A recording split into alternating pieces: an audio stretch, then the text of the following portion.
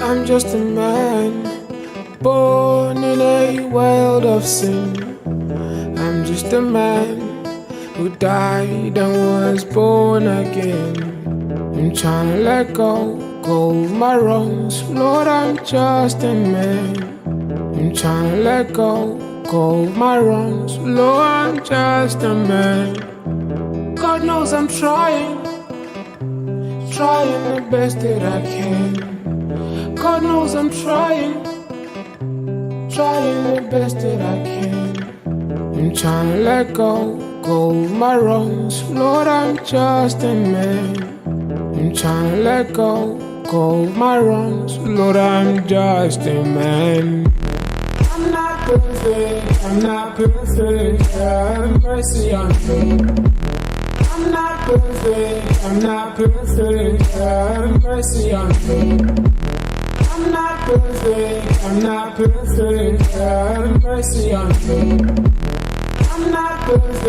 I'm not perfect, have mercy on me. Not perfect, though I try to be. I'm not perfect.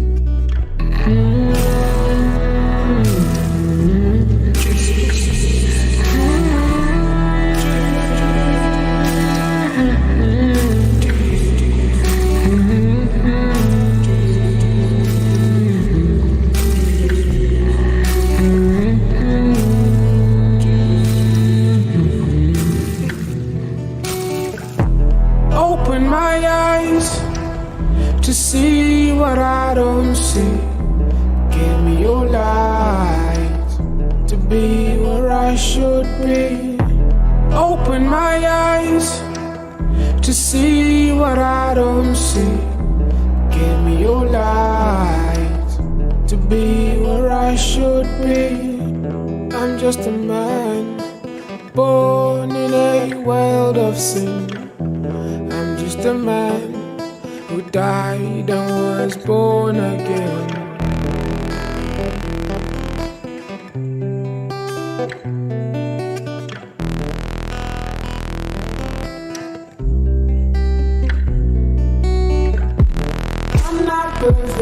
I'm not perfect, have mercy on me. I'm not perfect, have mercy on me. I'm not perfect, have mercy on me. I'm not perfect, have mercy on me. Have mercy on me. Have mercy on me. Have mercy on me. Have mercy on me.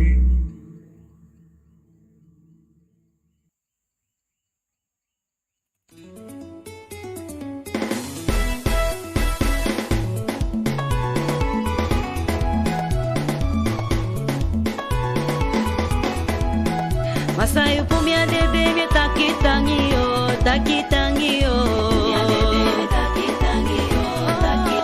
I saw a fondo, God do you day? Saw a biggie, God do you day? I saw so tangi, me a be fugi you, God you buy. Biggie, biggie, God do you day? Oh.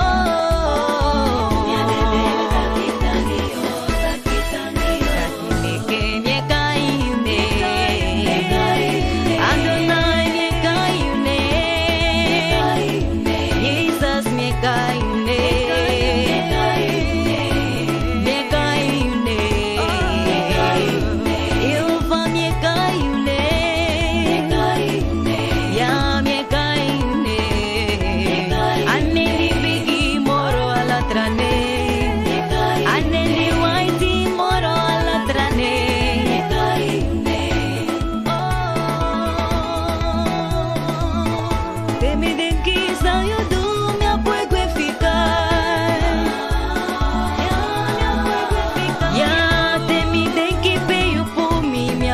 fica eu gado. Ai te me de que dessa ninguém do me apoio que fica eu. Te me de que veio por mim, não me apoio que fica eu gado.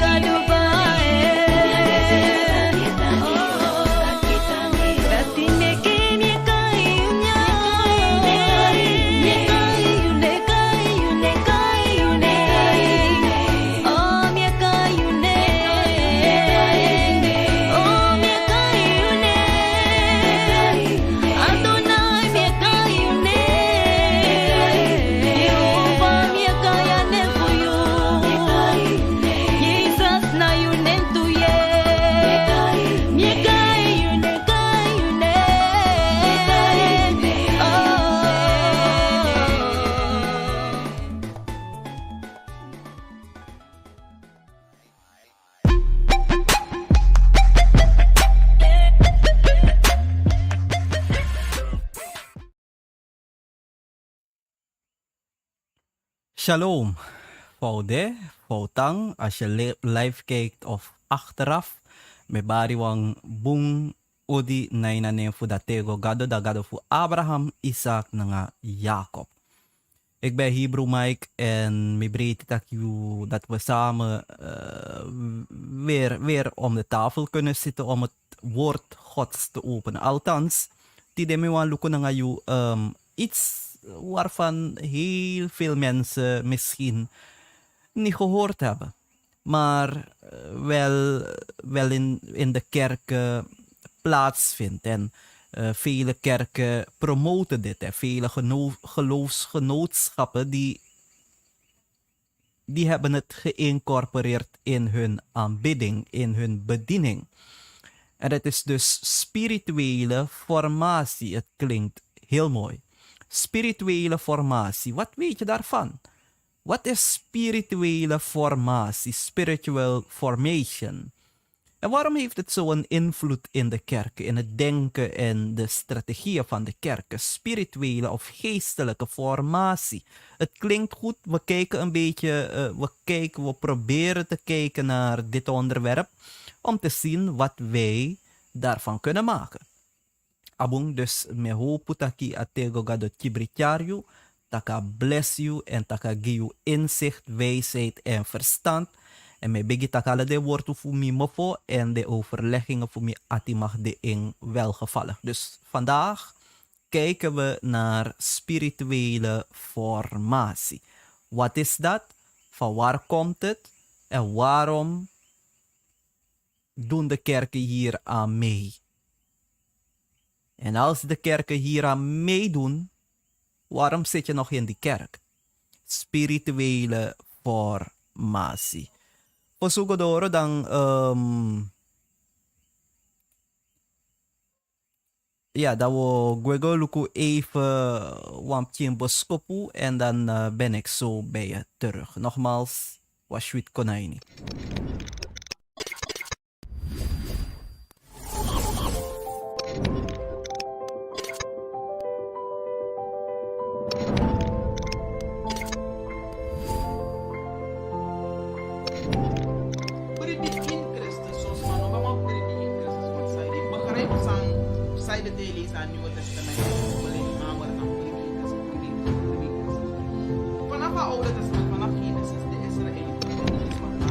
The dragonfly.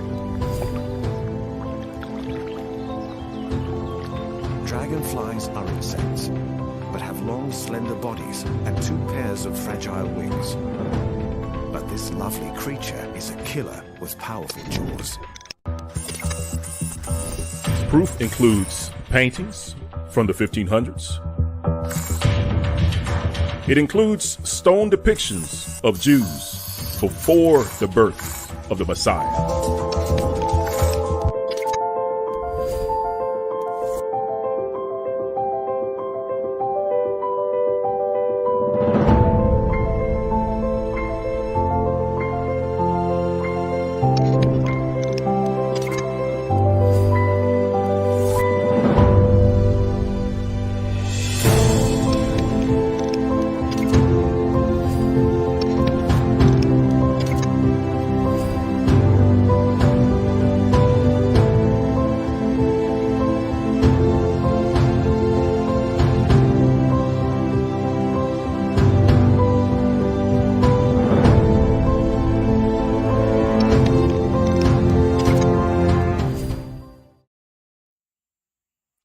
Ja, dat je kiest als je het boskopo even morgen op Facebook dat we go live om ja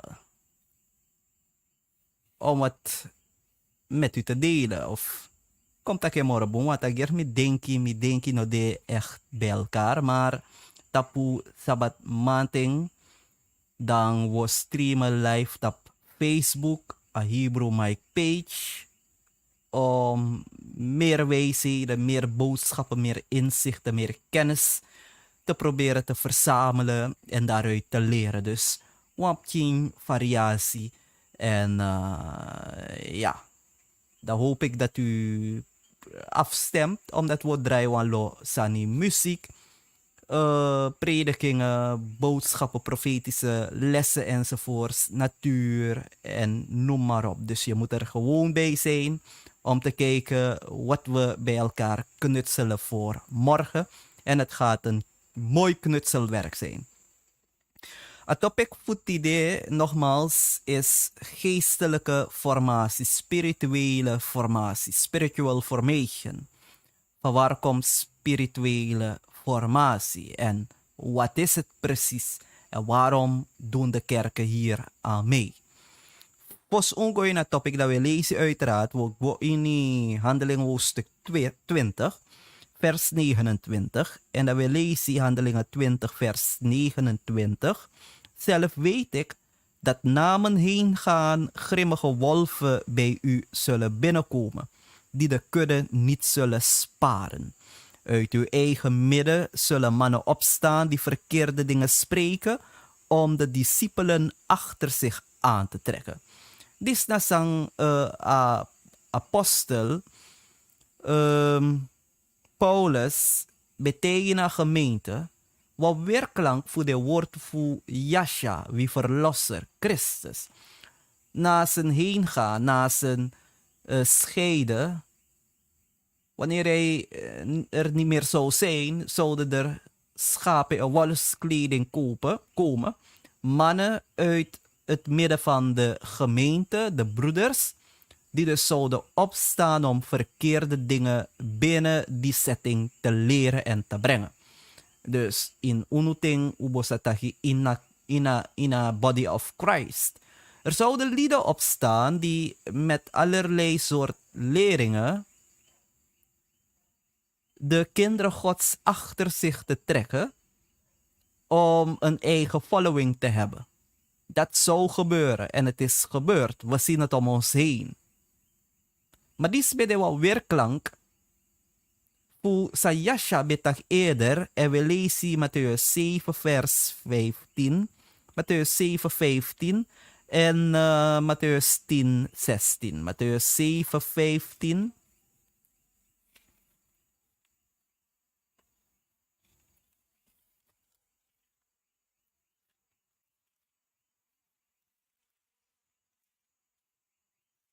Matthäus 7 vers 15. Wacht u voor de valse profeten, die in schapenvacht tot u komen, maar van binnen zijn ze roofgierige wolven. Aan hun vruchten zult gij hen kennen. Men leest toch geen druiven van dorens of vegen van distels. Oké, dus Disi na sa yasha, grond pekaring Jezus. En in yasha, yasha betekent verlosser, yashaya. Betaki warskogi a gemeente voor Christus. Na inaten dati en inaten Isabel libi. Wacht u, da eigi de valse profeet, die in schapenvacht tot u komen. De boodschap klinkt goed, uw uitstraling klinkt en ziet eruit heel aangenaam, maar het zijn roofgierige wolven die dus op roof uit zouden zijn. Roof van je middelen, roof van je tijd, roof van je denken, roof van je loyaliteit, roof van het volgen van Christus. Roofgierige wolven. Mattheüs 10 vers 16. Mattheüs 10 vers 16.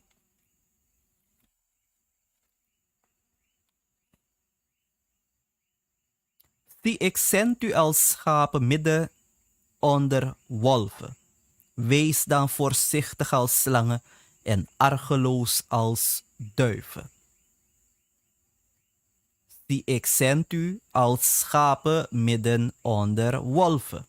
Wees dan voorzichtig als slangen en argeloos als duiven. Dus, a realiteit ben dit aquí.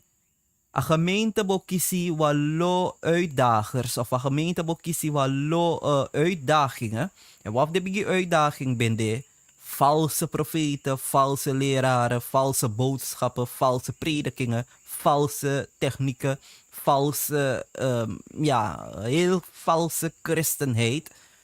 Voor in christenheid, waar heren trabribi bokong, so fu pur dem fu atego gado baka, atego gado, fu pur den kumopo baka Christus, fu volg wat leraar.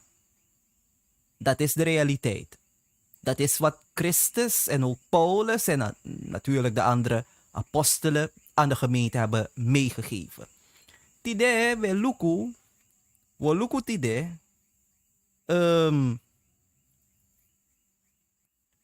spirituele formatie. Misschien heb je ervan gehoord of misschien weer niet.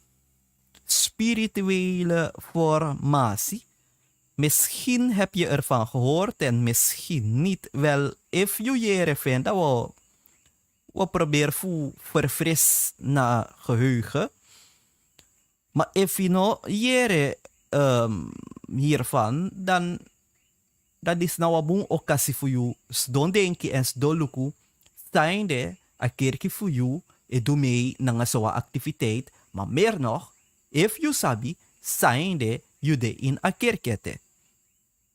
De spirituele formatie. Ja?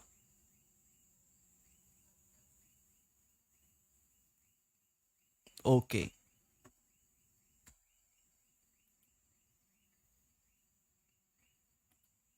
Wo lukup so tapu pasaning internet. En dan kijken we daar op het internet op wat men noemt Wikipedia. Soms man al op Wikipedia. Ze denken de informatie is per definitie fout. Dat is niet waar. Want je vindt dat alles makaschreven, dat klopt. Maar wanneer we zulke artikelen nemen, althans ik, daar weet ik al een beetje over. Dus ik kan bring me een in tapuluku, if asan true. En overigens, ik kan op het rabron ook to if verifiëren if sa Wikipedia is dat ja zo. True of niet. Dus zo simpel is het. Maar we lopen nu Wikipedia en daar staat spiritual formation, spirituele formatie, geestelijke vorming dus. Het vormen van de geest. Het klinkt goed, maar mind you dat apostel Paulus waarschuwt voor wolf. Christus waarschuwt voor wolf die ook in schapenkleding. Je herkent ze niet direct. Hun spreken, hun werk, alles wat ze doen, klinkt en lijkt op het werk van een apostel, een ware apostel, een eerlijke, oprechte persoon, iemand die Christus dient. Maar het is niet zo. Zijn werk, zijn streven is om de kinderen Gods achter zich aan te trekken of achter de organisatie, de gemeente, door middel van any strategie. Het zijn wolven. So, mind you tak apostel Paulus, betaki, misaptak bakatemino demoro, zullen roofgierige wolven bij u binnenkomen. In feite zegt hij, vanuit uw midden zullen lieden opstaan. Met andere woorden, abokmoppen uit een gemeente schreef. Dus terwijl we nou spirituele formatie, dat we lukken pe asan die zich gebeurt, van waar het komt, wie het promoot, en if je tak in uw kerkie, dat de beste vraag voor stellen schreef, samen doe je naar kerkie die zie? Dat na enige vraag zou je moet stellen schreef. Samen doe je naar kerkie die zie? Because if die zie naar een gemeente voor true, asan is nooit kan die naar gemeente. En stop voor denken taki, winsap sa een gemeente die zie na eng. Stop na denken dat die nog zo jou lassie. Meko luku spirituele formatie, spiritual formation. Spiritual theology. Oké. Spiritual formation. Als het een nieuw concept, een nieuw begrip, een nieuw iets voor je is, nospang, wat ik en safri, maar probeer voor leg je kindje uit. Minoma doen in extenso, want er is veel materiaal. En zijn de misap fasandisi, ik had deze documenten vertaald uit het Engels, put op mijn website, fusma lezen in Hollandse taal. Dus, daarom misap tak samo lees je naar Wikipedia. Je gaat het in andere bronnen vinden, dus. Spiritual formation may refer either to the process and practices by which a person may progress in one's spiritual or religious life, or to a movement in Protestant Christianity that emphasizes these processes and practices. Klinkt mooi, maar memre a wolf in schaapskleding. A wolf nekolik wa wolf. A wolf ekolik wa skapu. A skapu eble. A wolf e grom. Dus te a wolf o grom, yo shitak na wa wolf. Maar if na wolf begin be like wa skapu etak mooi sani, dingen die mooi en christelijk en bijbels klinken, dat je gooi niet toch?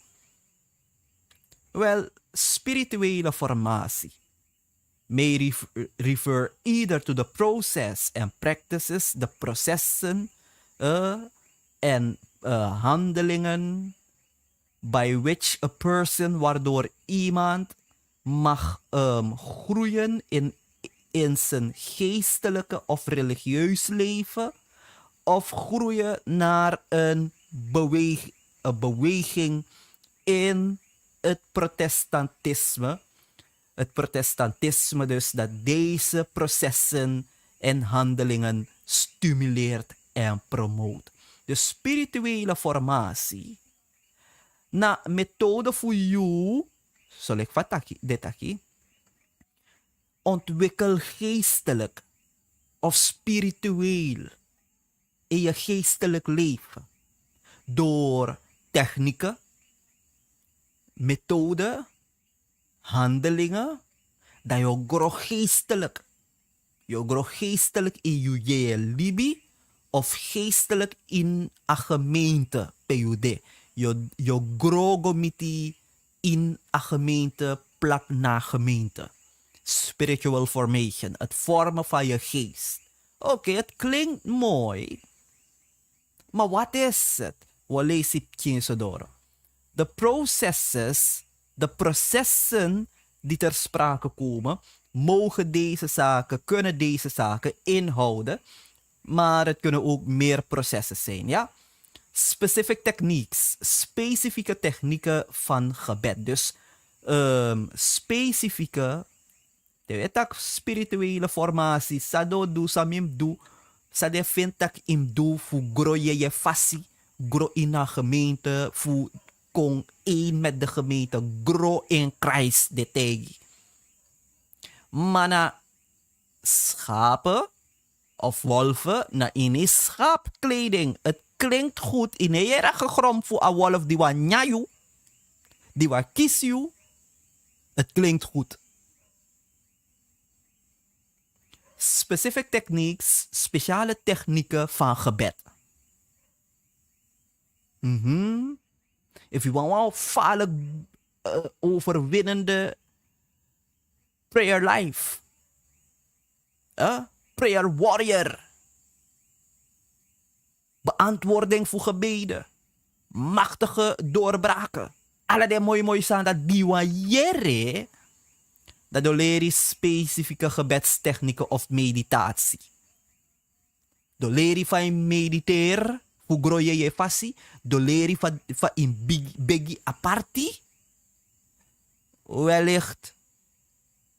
Akan de spirituele formatie. Maar je weet nog niet als het goed is of fout. Oké, we lukken pak me po. Want on leest naar tekst. Wa wolf. Matthäus 10. Vers 16 moet het zijn. Laat me kijken als het Matthäus 10 vers 16 is.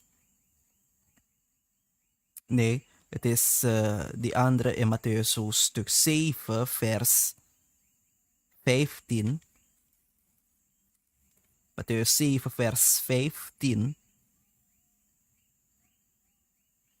Matthäus 7 vers 15. Laat me even dit doen. Ja. Matthäus 7 vers 15. En dan we lezen deze in Matthäus 7 vers 15. Wacht u voor de valse profeten, die in schapenvacht tot u komen. Teno soort schrijf je wat valse profeet. Teno tegen sana de planning, sana de missie, sana de doel. De kona in schapenvacht. Mind you, schapenvacht in kirwas kapuma presi. Maar anyway, that's a minor point. De koin schapenvacht, hoe kier you know. Wat wolf ik kon voor roof na kiri. Wacht u voor de valse profeten die in schapenvacht tot u komen, maar van binnen zijn ze roofgierige wolven. En vers 16. Vers 16 het tegenu. Aan hun vruchten aan wat? Aan hun vruchten aan wie? Aan hun vruchten aan wat? Aan hun vruchten aan wie? Aan hun vruchten zult gij hen kennen. Je noemt arke de sweet woord, de mooie klanken, de mooie liedjes, de mooie gebouwen, de mooie handelingen. Daar moet je je niet op blind staren. Aan hun vruchten zul je ze herkennen dat het een wolf is. In omlookudorosee, het klinkt goed, specifieke technieken van gebed en meditatie. Dat je gaat op zo'n opleiding, dat je abdis, dat je mekdis mee, dat gaat de... In focus op dat die. Nee. Aan hun vruchten zult gij hen kennen. Men leest toch geen druiven van dorens of vijgen van distels. Je moet lukken de frok toe. Ze eitja. If nou een wolf of een skapu. Nou een wolf kon hij tapu. Dat hij tegen je, zuster, if you want grona in Christus, a begi sa je begi gewoon eenvoudig, no bong anoma do ana power. Je meditera also. Wat is mediteren? Mediteren, zus, in meditera also in mediteren. Tek wan gras watra, tek wan kruis, tek wan crossi, tek wan shofar, tek ala de sandati. If je gebruikt de sandisi, So lek fa wo leri, dagado ouro ko na ngayon. Het klinkt mooi, maar nawawolf itaki. Na een froktu yoshi if nawawolf. Soort froktu.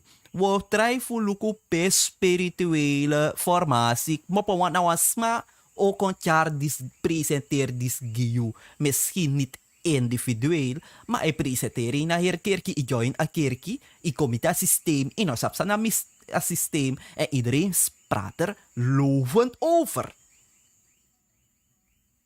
Maar wat is het precies? Van waar komt het precies?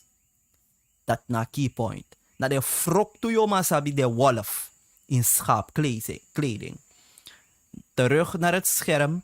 Dus de leren dat we lifestyle integrating spiritual disciplines or exercises. Spirituele formatie. Dit zijn de processen van spirituele formatie. Dus als je deze dingen gaat herkennen, dan je moet memoreren. Oh, dis nasa brada bes probeer fusormi. Atori fu spirituele geestelijke formatie. En abrada no sormi disi wama sormi pak mopo. En if a brown boom, dan awan boom sanima. If a brown pasan dis mopo na wat takruye brown. Dan same doy na kirki disi. A lifestyle integrating spiritual disciplines. Een leven die dus geestelijke disciplines en oefeningen integreert in het zijn. Dan leer je wat levensstijl, pe je e passen toe, want toe discipline, dan want toe exercities of oefeningen. Je oefen wat toe sani, voor meken tot een deel van je leven. Je meken tot een deel voor je libi. Le christen. Je meken een deel voor je libi. De leer je dat na dis im doe. Take 5 minuten op een soort camera wan pressie. Hey. Understanding and practice of historical, religious philosophy and techniques. Door tegen sorry over bepaalde historische religieuze filosofieën, om die te begrijpen en de technieken die daaraan verbonden zijn. Wat toe techniek die wamang iwang fossi, wang non ina fossi, wang geestelijke leraar in a eeuw sapsa, abe dueso. Dus dan we adoptering, dan we doen toe. Oké, en tot slot, the knowledge and expression of the truth of God and of self. A kennis na a expressie voor waarheid voor God, na a waarheid voor je schreef. So, there are numerous definitions of spiritual formation and no definitive depiction due to the breadth of the concept and the numerous perspectives from which religious persons may approach it. Okay,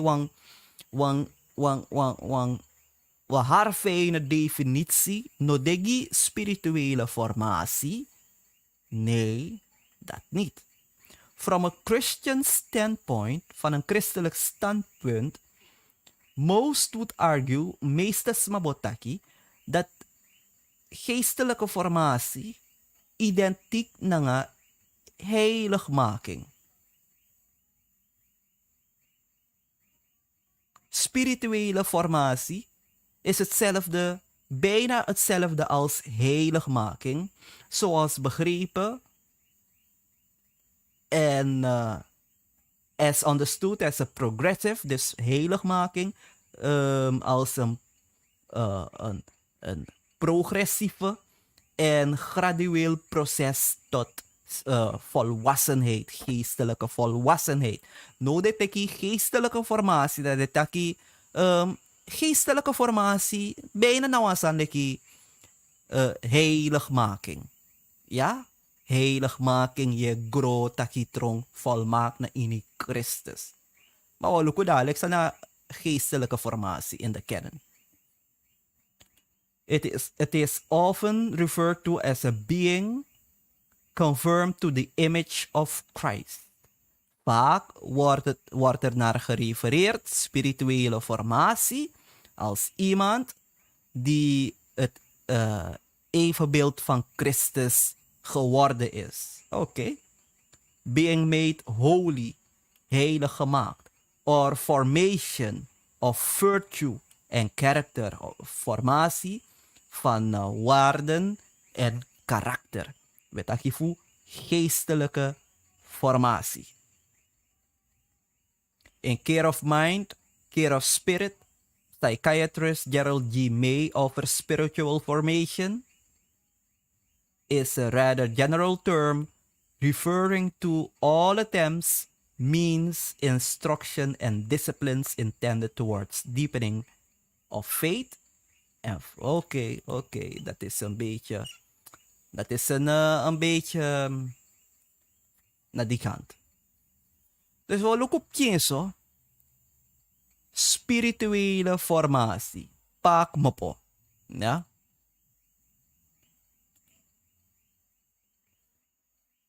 Ujerek batak spirituele formatie na technieken.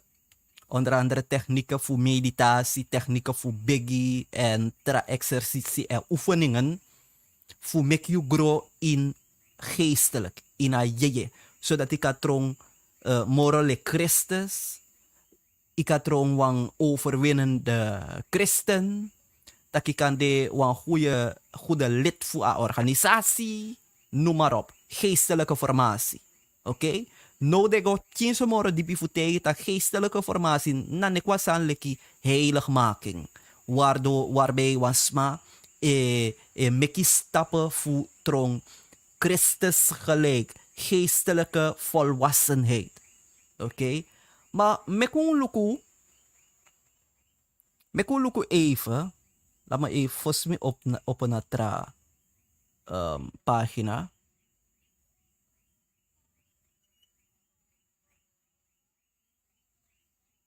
Ja, maar sorry even die lezing.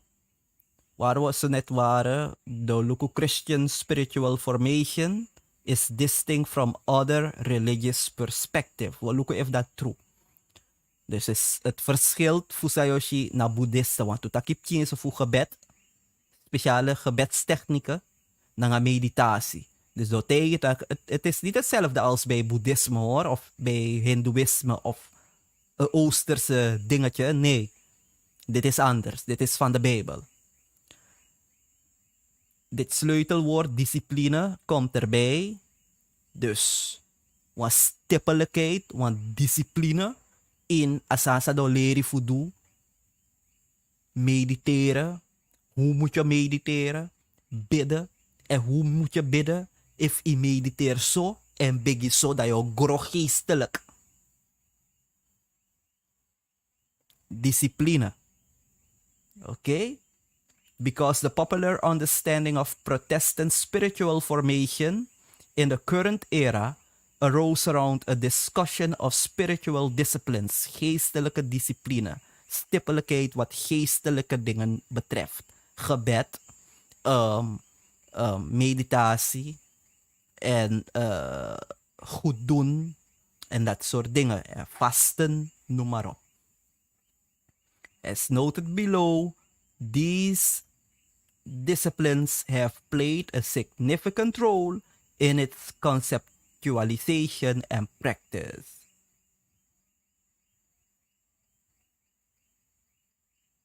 Christianity asserts to two things. First, transformation of the heart is a work only God can accomplish.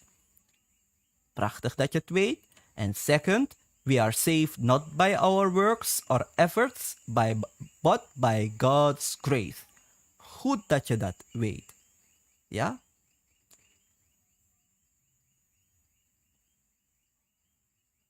De disciplines, interne disciplines, meditatie, gebed, vasten, studie.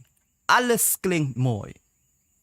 Externe disciplines, eenvoudigheid, alleen zijn, solitude. Waarom? Meditatie gaat erbij komen, toch? Dus de interne disciplines die door leren if je want groot geestelijk jere. Meditatie nummer 1. Gebed nummer 2. Vasten nummer 3. Studie nummer 4. Het klinkt goed. Het is zelf bijbels. Externe discipline. Simpliciteit, eenvoudigheid. Solitude, eenzaamheid. Submission, onderwerping. Je moet je onderwerpen. En service, dienstbaarheid. Allemaal klinkt het mooi. Mooi en goed. Corporate disciplines. Discipline naar de organisatie toe. Want dat is het nou. Completed within the body of the church. Confession. Boetedoening. Worship. Aanbidding. Guidance. Leiding. Celebration. Viering.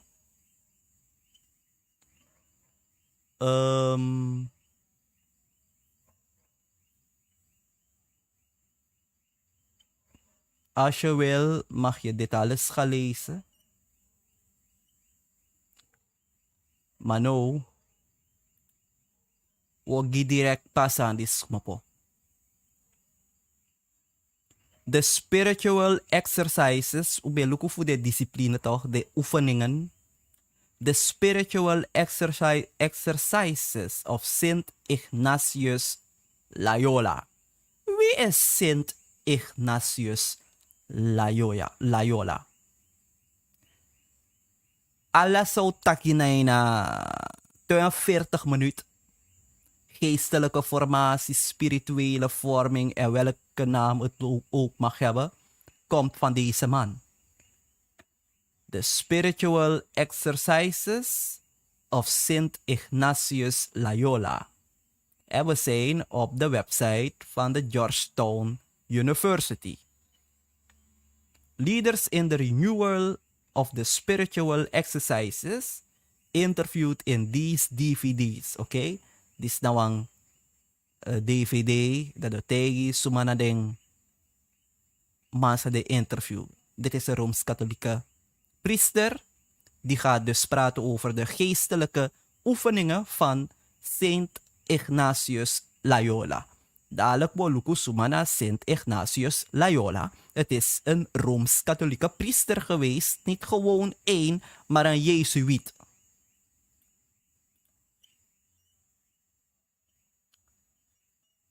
Deze mannen zijn voor ons niet belangrijk, maar dit dat de massa de interview gi a DVD.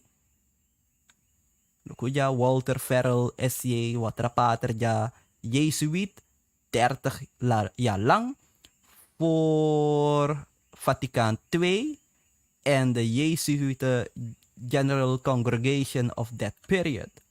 Okay. Jesuit leadership and spiritual ministry in the 45 years since then. Okay. Wie is Sint Ignatius Loyola?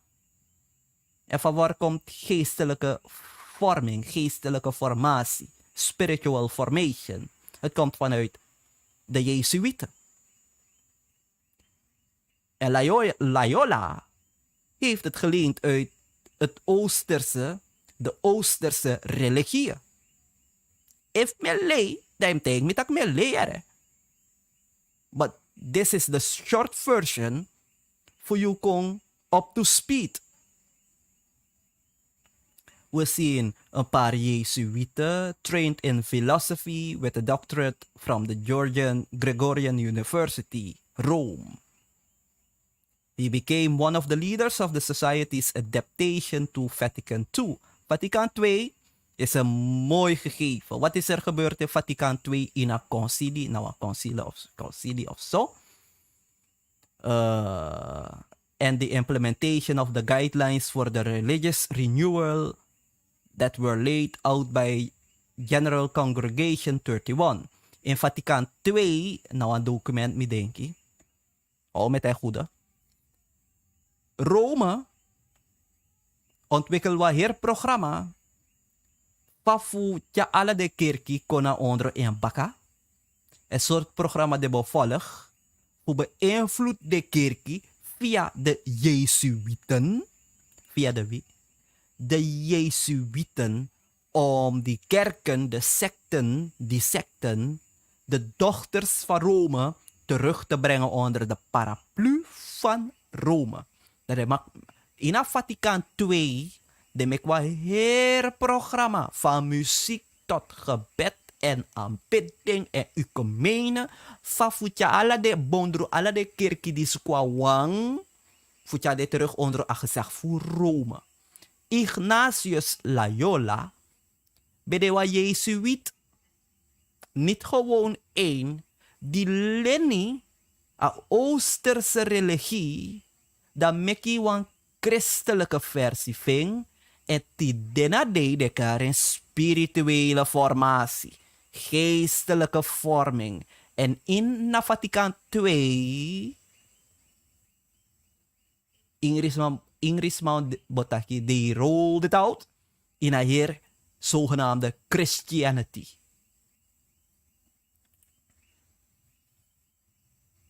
Howard Gray was one of the first American Jesuits.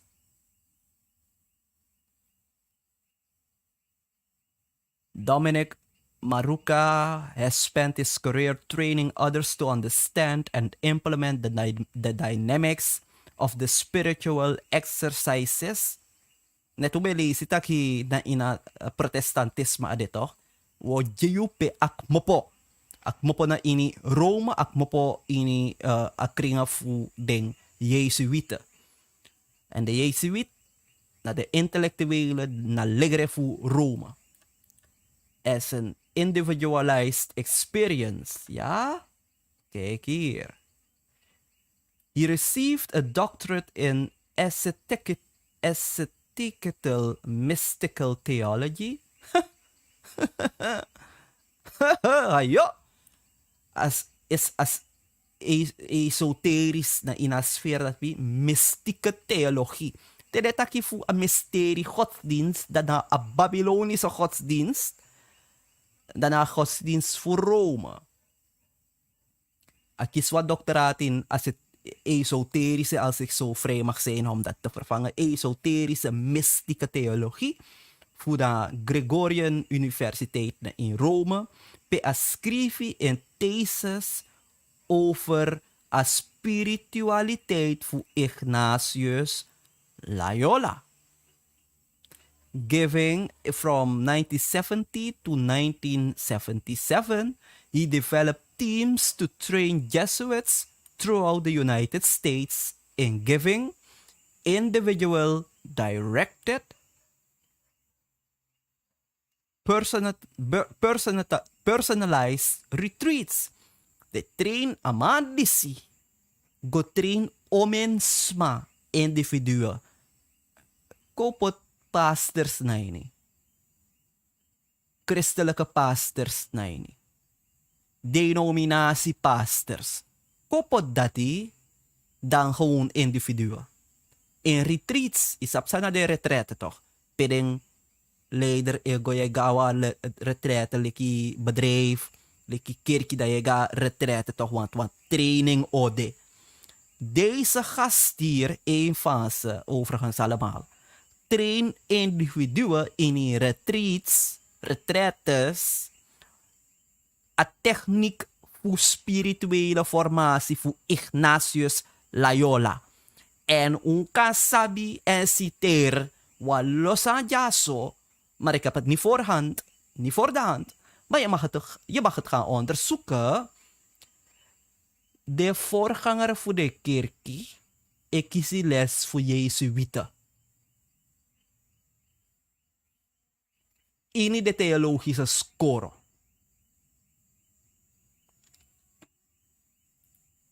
He spent 20 years at the Gregorian University in Rome teaching pastoral theology and training spiritual directors, geestelijke directeuren, leiders, gurus. Over 40 years, he has conducted retreats and workshops for bishops, priests, religious seminaries, theologische scholen, and laypersons in Europe, Asia, Africa, Latin America, Oceania, and in more than 80 dioceses throughout the US. 80 regionen voor Alomsoekerkie in Amerika. Maar denk niet dat het alleen in de RK-kerk die trainingen werden gegeven of worden gegeven. Want tewi ego na ini spirituele formatie. Dat is zo history of the Protestant movement. Spirituele formatie. Net hier. James Houston traces the history of the movement to post-Vatican II reformers within the Catholic Church. Ja, oké. Al deze lieden zijn de motor in deze tijd achter spirituele formatie van Ignatius Loyola. Spiritual exercises of Ignatius of Loyola. The spiritual exercises of Ignatius of Loyola, Latin original Exercitia Spirituala, spiritual exercises, composed 1522 tot 1524, are a set of Christian meditations. Wat is het? Het is een serie christelijke meditaties. Klinkt toch mooi? Klinkt toch nuttig? Christelijke meditatie. Sayo denki, nanga sade bedoel, na tusani. Christelijke meditatie is a form of prayer in such a structured attempt is made to become aware of and reflect upon the revelations of God. Christelijke meditatie nou als zodanige gebed sa de leri, waardoor je bewust voelt de openbaringen voor God. The word meditation comes from the Latin word meditari, which has a range of meanings, including to reflect on, to study, to practice. Oké, het klinkt mooi. Contemplatie. Als aan voor contemplatief gebed kunnen we ook een keer bekijken. Contemplatief gebed. Wat is dat? Is wat in de christelijke kerk voorkomt hoor. Contemplatief gebed. We lukken pak me po spiritual formation. We lukken pak me po. Christian contemplation from completatio refers to several Christian practices which aim at looking at. Contemplatief gebed, sa do leer you, iwan geestelijk toch. Nou, wan biggie, wan speciaal biggie, pe yo luku tap wan sani. Yo focus mediteer tap wan sani, wan specifiek sani. Yo focus mediteer tap wan specifiek sani. Gazing at, being aware of, God or divine. Je richt je focus, je richt die luku na gado, je probeer fushi gado in na je. In the spirit. And prayers written by Ignatius of Loyola. Speciale gebeden die door hem zijn geschreven. Suma bende amandisi. Hij was een 16e eeuwse Spaanse priester, een theoloog en stichter van de Sociëteit van Christus. Oké.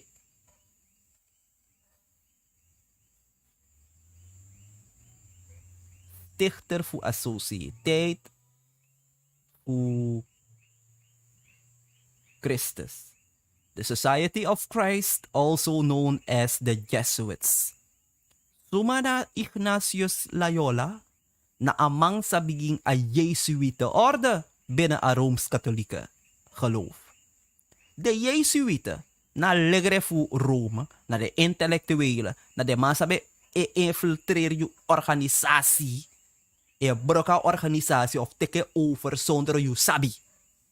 Dat zijn de Jesuïten. De Jesuït bij de desma die going kondre go assassinate koningen, prinsen, leiders enzovoort. Dat die na Jesuïten en een stichter voor een organisatie na Ignatius of Loyola. Jesuits is a religious order of the Catholic Church headquartered in Rome. It was founded by Ignatius of Loyola and 6 companions with the approval of Pope Paul III in 1540. The society is engaged in evangelizing and apostolic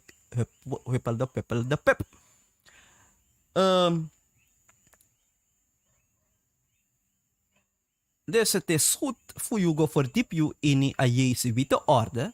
En wie deze mannen waren. Het waren soldaten. Het was een orde. Het was een de karen een soort sociëteit toch. Een soort groepusma. Waar je geen lid van kan worden. Wat orde.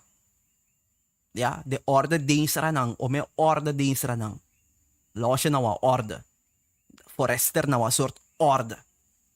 Oké. Een Jesuïte orde, nou een orde ook, nou een organisatie.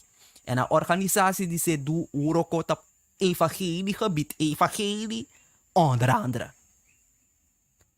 Maar die zijn highly intelligent persons. En de meeste sma en leider die is in agrontapu, ergens bovenvoer den naar Jesuïte. Trouwens naar Freemason. Maar de meeste van de Jesuïten. Vooral voorgangers. De man leek een Pentecostal te zijn. Maar is een Jesuit. Een Roman Catholic. De man leek een moslim te zijn. De beste ook. But it's a Jesuit.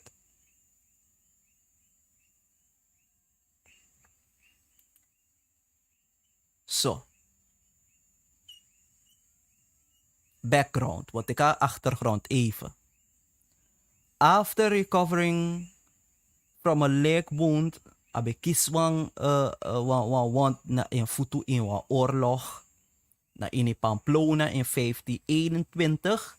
Ignatius betikwang pauze wa retreat nanga de Benedictijnse monnik na ini a kerkje voeding natapu Montserrat.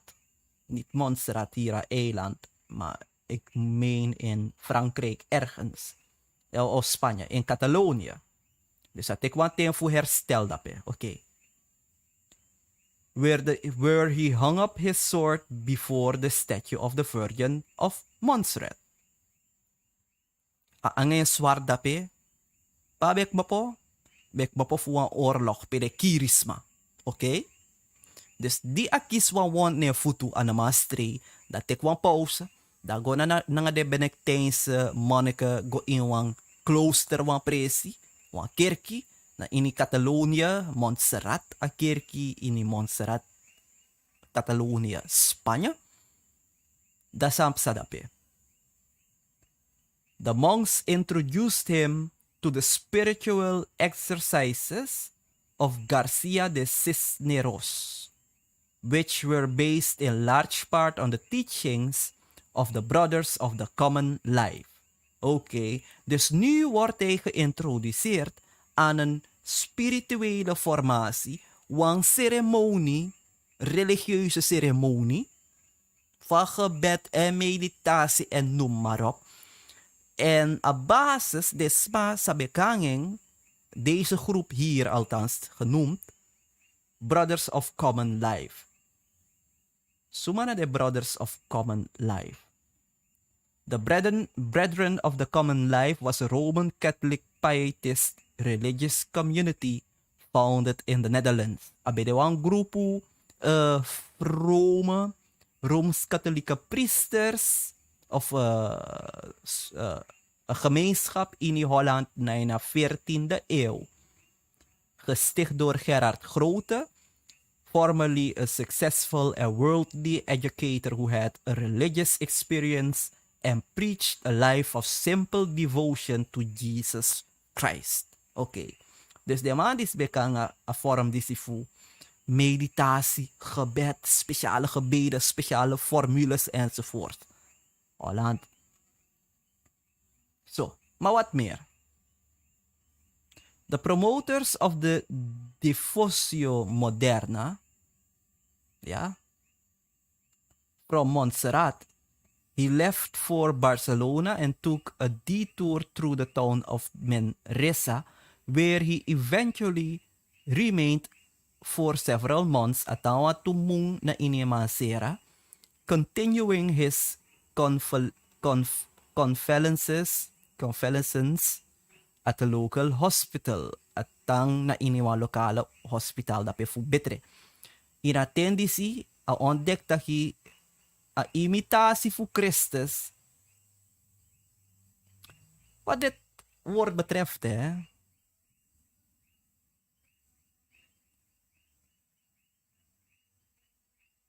imitatie voor Christus. Ja. Sorry hoor. Nou ja. Nee, het lukt niet. Imitatie voor Christus. Awordisi. Ik heb het al een keer gelezen, maar in een heel ander verband. The Imitation of Christ. Mi lees disi in wantori fu a Adventkerkie. Peresma bekari Ellen White, the Imitation of Christ. Another time, another topic.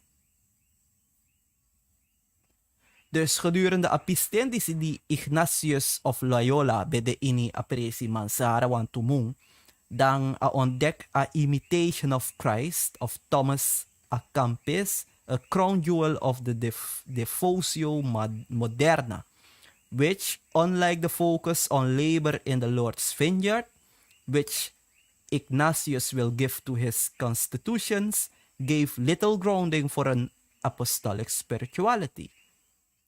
He also spent this gimme, na wang de belangrijk sani. Te lees furu, da son sani of val je op. Alla leesi, te me lees asandisi. Dan houdt het mij bezig, want hij tegen me ansani. He also spent much of his time praying in a cave nearby. Puro fu en ting abe gebruik voor biggie in een grot dichtbij in een principa bende. Where he practiced rigorous asceticism. Ik wil weten wat dit betekent. Even. Ik heb een idee, maar minasaba Nederlands woord. Ving.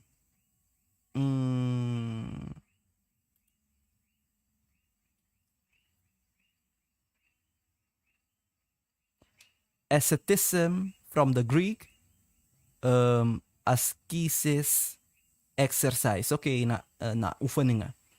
Training is a lifestyle characterized by abstinence, onthouding from sensual pleasures. Dus sensuele prikkels, liefde, seks enzovoorts. Romance, often for the purpose of pursuing spiritual goals. Oké? Dus deze man deed dit. Abetana iniwa grot, bulanga e begi. Waarom valt dit mij op? Want spirituele formatie, het komt van ergens. Heel hakkerig, we zoeken abron, ushi abron na Ignatius of Loyola. Maar eigenlijk is dat ook niet de bron, want het gaat terug naar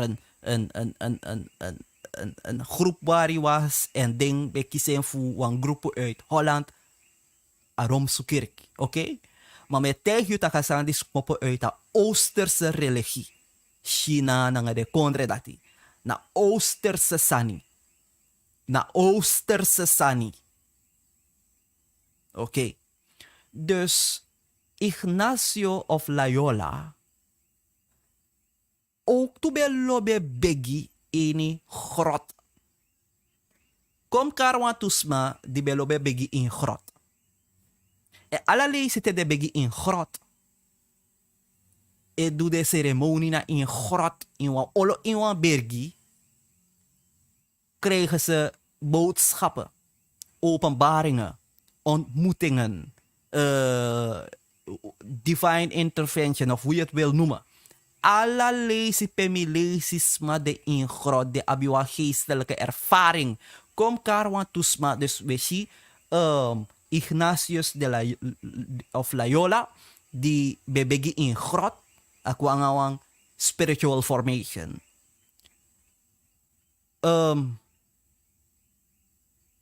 Amadi Sadekari Mohammed bebegi in grot. Amadis Didekari Joseph Smith bebegi in grot. En zo heb je veel meer mensen die begi in die grot kies divine intervention, ideeën, openbaringen. Ja. Dus wanneer ik het zo lees, Ignatius of Loyola, bisap zo man amasi. Maar teme lees die abelobe begi in grot en ako na nga spirituele formatie die a kerkie die nu in deze tijd wijd en zijd verspreid is, dat ons saptak disi nou leri die moppen uit apetifu hel. Broeder, u bent heel sterk met uw woorden. Heel grof, heel vergaand. Ak moppen uit na petifu hel.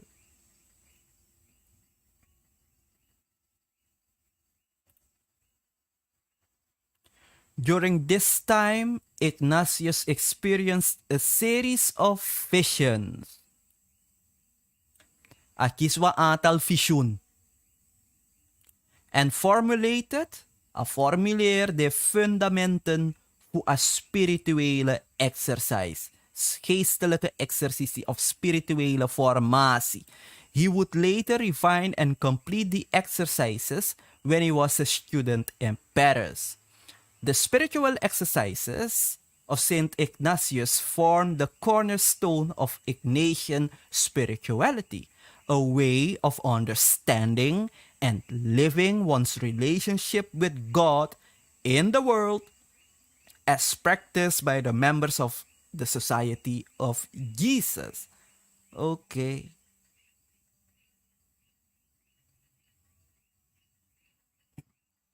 Jaya si grote perisma abi gebedspressie in grotten. Ja, ik denk aan zomaar. In grotten. Oké, dus trek jezelf terug. In eenzaamheid, go biggie, go mediteer en zo. Watch out. Je kan bezoek krijgen, maar niet van God. Het kan, maar niet van God hoor. Het kan. Oké. Dat is bij de one website Sami Ben lanceer en het heeft een hoop informatie erin. En dat ja, dat je abi spiritual formation connecting. Oké. Wat is verkeerd als spirituele formatie? Ik denk dat ik op een ja zo. De spirituele formatiebeweging verspreidt zich snel door de christelijke gemeenschap. Door wat? De christelijke gemeenschap. Het concept spiritueel gevormd zijn op zich is niet verkeerd. Nee, dat is niet verkeerd om geestelijk gevormd te zijn. Nee, maar de termen die je gebruikt, het klinkt mooi, maar sapta Christus betekent je, wollen voor in schaapkleding. Maar vele mensen gebruiken die met de beweging, maar veel gebruiken die met de beweging gepaard gaan, missen het doel. Vaak verheerlijken de mystieke rituelen de ware God niet en kunnen ons in plaats daarvan leiden naar gevaarlijke spiritualiteit. Je bent met iets bezig dat niets met Christus te maken heeft. Maar het lijkt goed, je bidt, je mediteert, je leest, maar het heeft niets met Christus te maken. Wat is spirituele vorming? Zoals Roger Oakland in zijn boek Faith Undone schrijft, suggereert de term spirituele formatie dat er verschillende manieren en middelen zijn om dichter bij God te komen en hem na te streven. Dus het idee dat als je bepaalde praktijken doet, je meer op Jezus kunt lijken. Oké. Dichter tot God naderen en meer op hem gaan lijken zijn prachtige Bijbelse doelen. Je mag lezen Psalm 73, 28, we lezen die dadelijk. Filippenzen 3, vers 8 tot 11. We moeten echter zorgvuldig de juiste manieren kiezen hoe we een relatie met God kunnen opbouwen. Oké? Nou, kan de ook kon ja zo dadelijk bakken. Maar ik heb een video, hè. Maar een video nek ja. Een video die zie. Check het titel voor een video. Spiritual Formation. Prominent Seventh-day Adventists speak out against spiritual formation. Oké. Prominente zevende-dags Adventisten voorganger die taki tegen spirituele formatie. Oké, daar heb je witte Jezus voor deze maar taki. Nee, de kerk gebruikt geen witte Jezus. Daar heb je witte Jezus. Oké. Me vergeet van me die ding. Ja? Oké. Ko arkip kienso. Arkip kienso. Dat is maar leg uit. But I also believe it's important that we ask the questions that need to be asked. And certainly, those of whom the questions are being asked have the responsibility to answer some important questions. Questions such as, why is this not? Such as, why is this not based on what we have historically taught as a church? Why are these ideas coming to us from theologians who are, in essence, spiritualists? When I hear that, I think to myself, there must be a good answer to that question somewhere. But to be honest with you, I haven't heard anything resembling a good answer to that question yet. Why? Because there isn't one. And I believe there are several good reasons why Seventh-day Adventists are very concerned. We are a people of the book and we're a people of Bible prophecy. And we know some of what's coming down the line in the last days of Earth's history. You see, some of us believe we're this close to the return of Jesus.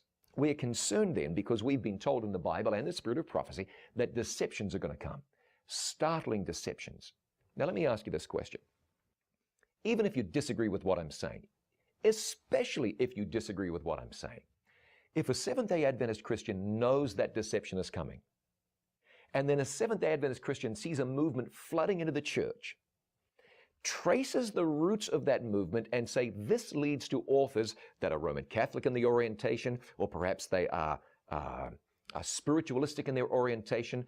These authors promote certain things that we just don't believe. Now, let me ask you, especially if you disagree with me, don't you think it's logical that we'd be concerned?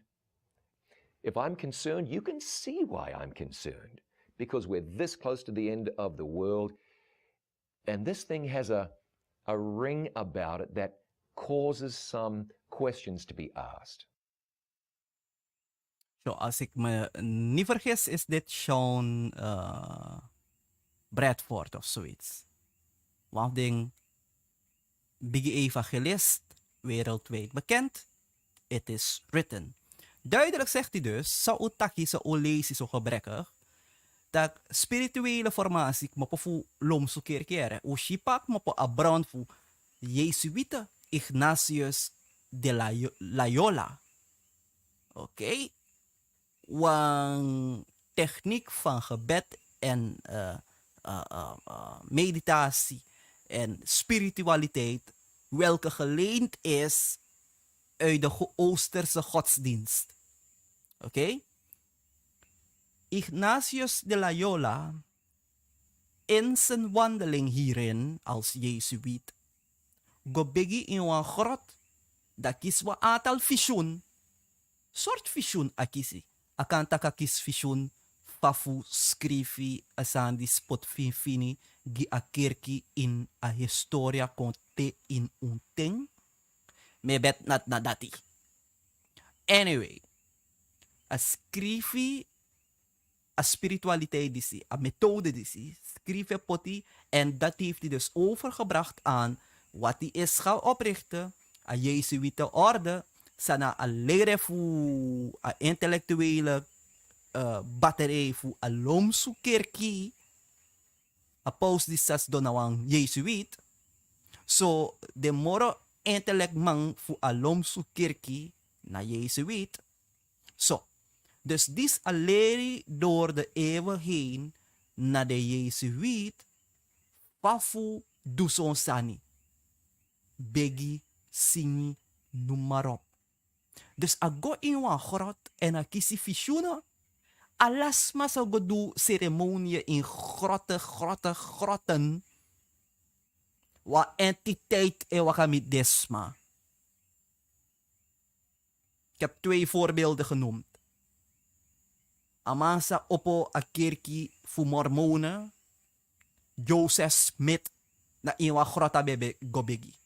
Mohammed inwa grot abe gobegi.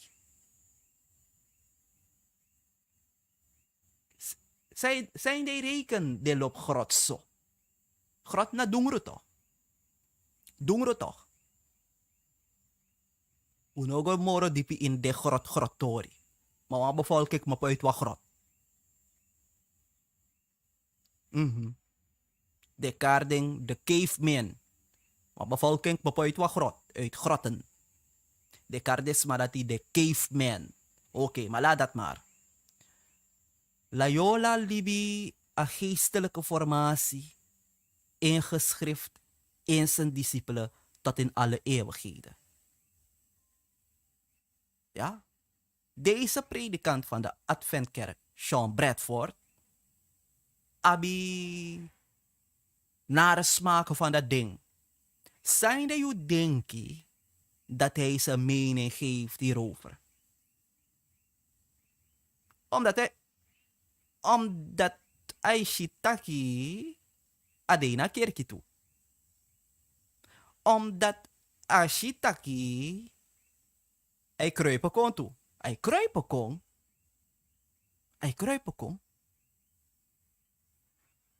Dadelijk mo sorry.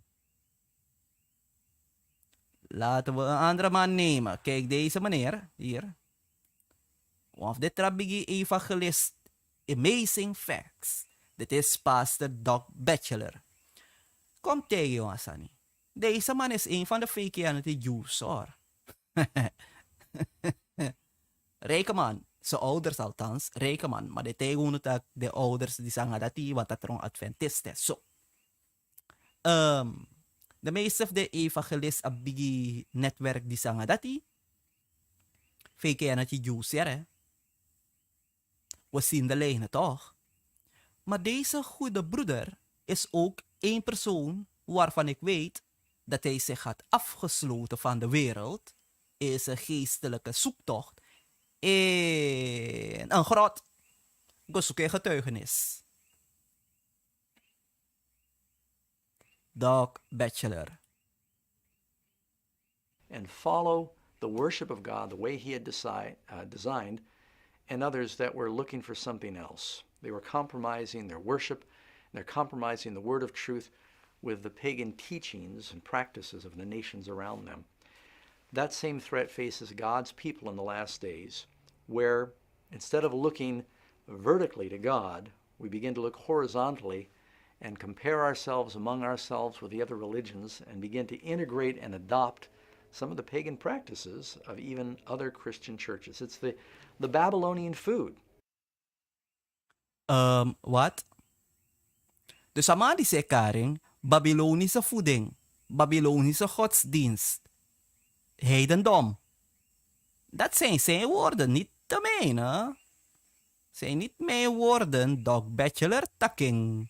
God the way he had designed, and others that were looking for something else. They were compromising their worship, and they're compromising the word of truth with the pagan teachings and practices of the nations around them. That same threat faces God's people in the last days, where instead of looking vertically to God, we begin to look horizontally and compare ourselves among ourselves with the other religions and begin to integrate and adopt some of the pagan practices of even other Christian churches. It's the Babylonian food that Daniel said he would not eat. Some of the people of God are now compromising. And you know, we can just see over and over in the Word that when this happened, it did not end well. Hij zegt dus, sommigen van Gods volk doen mee aan het heidendom. Sana topic?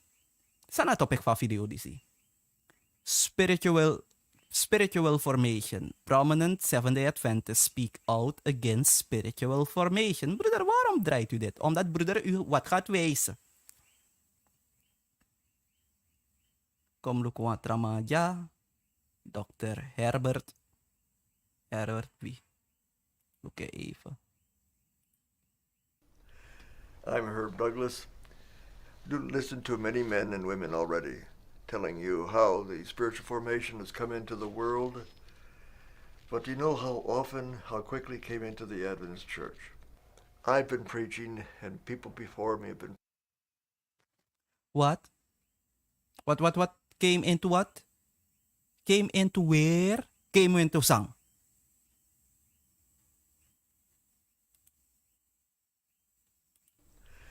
I'm Herb Douglas. You listen to many men and women already telling you how the spiritual formation has come into the world. But do you know how quickly it came into the Adventist church? Spirituele formatie de P? PAD? P? But do you know how quickly it came into the Adventist church? In een adventkerkie. Spirituele formatie. Ja. Oh, de kerk gaat nooit Babylon zijn. Hè? Je bent op een veilige plek, zeg je. Oké. Applaus. Je hebt openbaringen 18 die isap sabung kom uit Babylon. Want als zoon voor Babylon stapeling op. Daar rustig pede, hè? Dat je op zangen Babylon, want je gaat het zelf meemaken. Begeestelijke formatie de in een kerkie. I've been preaching, and people before me have been preaching and writing books on the threefold union of Protestants, Catholics, and spiritualism. We didn't know what that really would turn out to be. It seemed too fantastical. But let me tell you, friends, we're living in it now. The emerging church is that fulfillment of the threefold union. The emerging church. Teugo suku emerging church, de ontwakende kerk, dat je aning voor Rick Warren. Ga die strepen maar trekken, je komt terug in Rome. Rick Warren, with the emerging church. Alla de voorganger egotic training na Rick Warren. Zijnde, o leer je faf evangeliseren. O leer je faf bereik a postmoderne mens. O leer je soort poku in meki. O leer je soort decor i kerki musabi. Alla mooi sando leer je fa in begi, sa in taki, fa in charsani, fa aha. Wolven in schaapskleding. Die ik kan leren uit a bottom voor a petit voor hel. Maar wat is de zorg van deze man, deze broeder, deze pastor? Atake, is dat mijn jaren we schreef boeken voor waarschool, voor 3-koppige gevaarse ekong, spiritualisme, en noem maar op 3 dingen die hij noemt. En nu, we leven in die tijd. En een vervulling voor Asan zou beschrijven met preekving de ina emerging church. Ja, de ontwaakte kerk. Soort ontwaakt. Ontwaakt in sang. Iwan nieuw yeye. Soort yeye. A yeye die kmoppen uit a pitiful hell.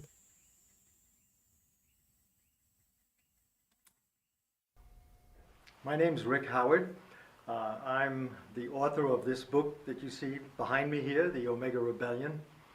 And I'd like to talk about what this book is about, what's happening in our church, the church that we all love, that we've given our lives to. The Omega is the total line of deceptions. She called it a train of deceptions that will go right up from the beginning of our church in 1844 all the way to the end of time, to the close of probation. End of time, she said, there would come another deception that would sweep through the church.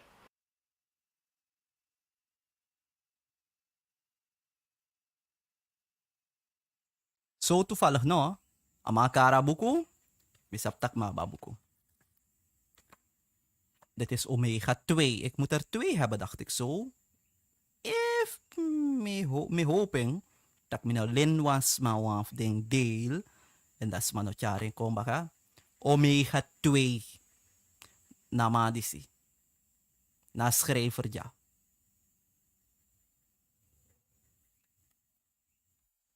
Meteen lezen in sabi toch.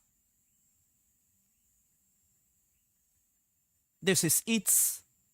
Het is wijd verspreid. Het is in al de kerken. Want na de Jezuïet, jari de secte, de kerkie, de dochter voor Rome, terug onder Amma kerkie. En if a kerkie disi, no be de waf de pchin voor Rome, de no bo do moeite voor jari a kerkie bagago onder a koto voor Amma. Daarom, a emergent church, emergent theology en emergent denkwijze met contemplatief gebed, labyrint lopen en al die mooie Lexo Divina en al die mooie dingetjes. Daarom zijn ze ook in de kerk, de Adventkerk zeg ik. Daarom, dat boek is hier. Denk je dat deze man dit boek zomaar geschreven heeft, zo lang terug? Wanneer is dit? Ik weet het niet. 1995. 1995. Hij heeft het niet zomaar geschreven, want dat dit dik-dikina. Ja, wellicht. You na slachtoffer voor de technieken. Wellicht. You zie de technieken. Missie de technieken. Maar ono bij sabi, ono sapsay psa. Je zag alleen dat, een keertje verandert. Maar je weet niet wat er gebeurt en waarom. En dan heb je andere mensen die zo gebrainwashed zijn en zeggen, nee, maar wat er ook gebeurt, Ellen Waitaki, abote, oh, luku fusum mano, so, nooit outrong Babylon. Nee, ne? Nee. Oké. She called it the Omega, the spiritual formation being taught out there in the institutes and seminaries of the Protestant churches, all come from Rome. I'd like to share with you how this spiritualism part works, because we have toyed with spiritualism without knowing it in our church for the last 20 years. What? Play ng spiritualiteit de afgelopen 20 jaar na in een kerkie. Soort kerkie? Adventkerkie.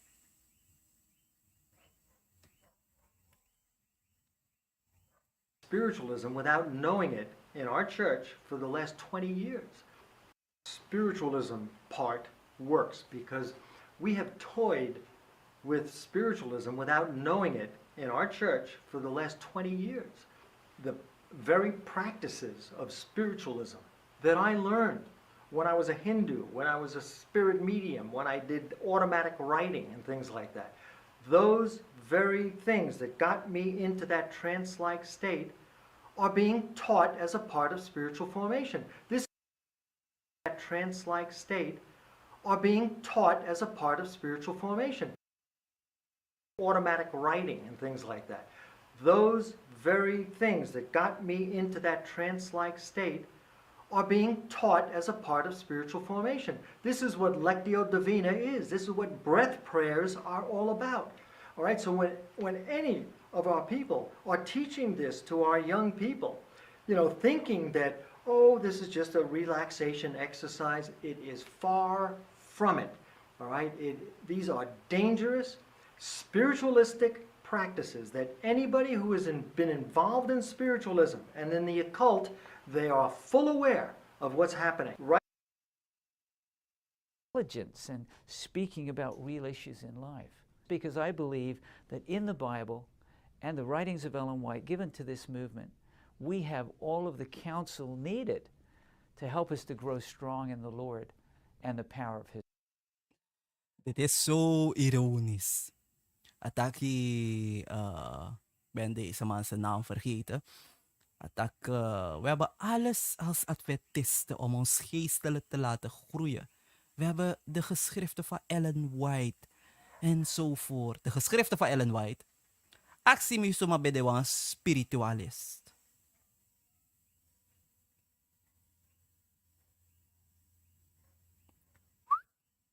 Naeng. Ja.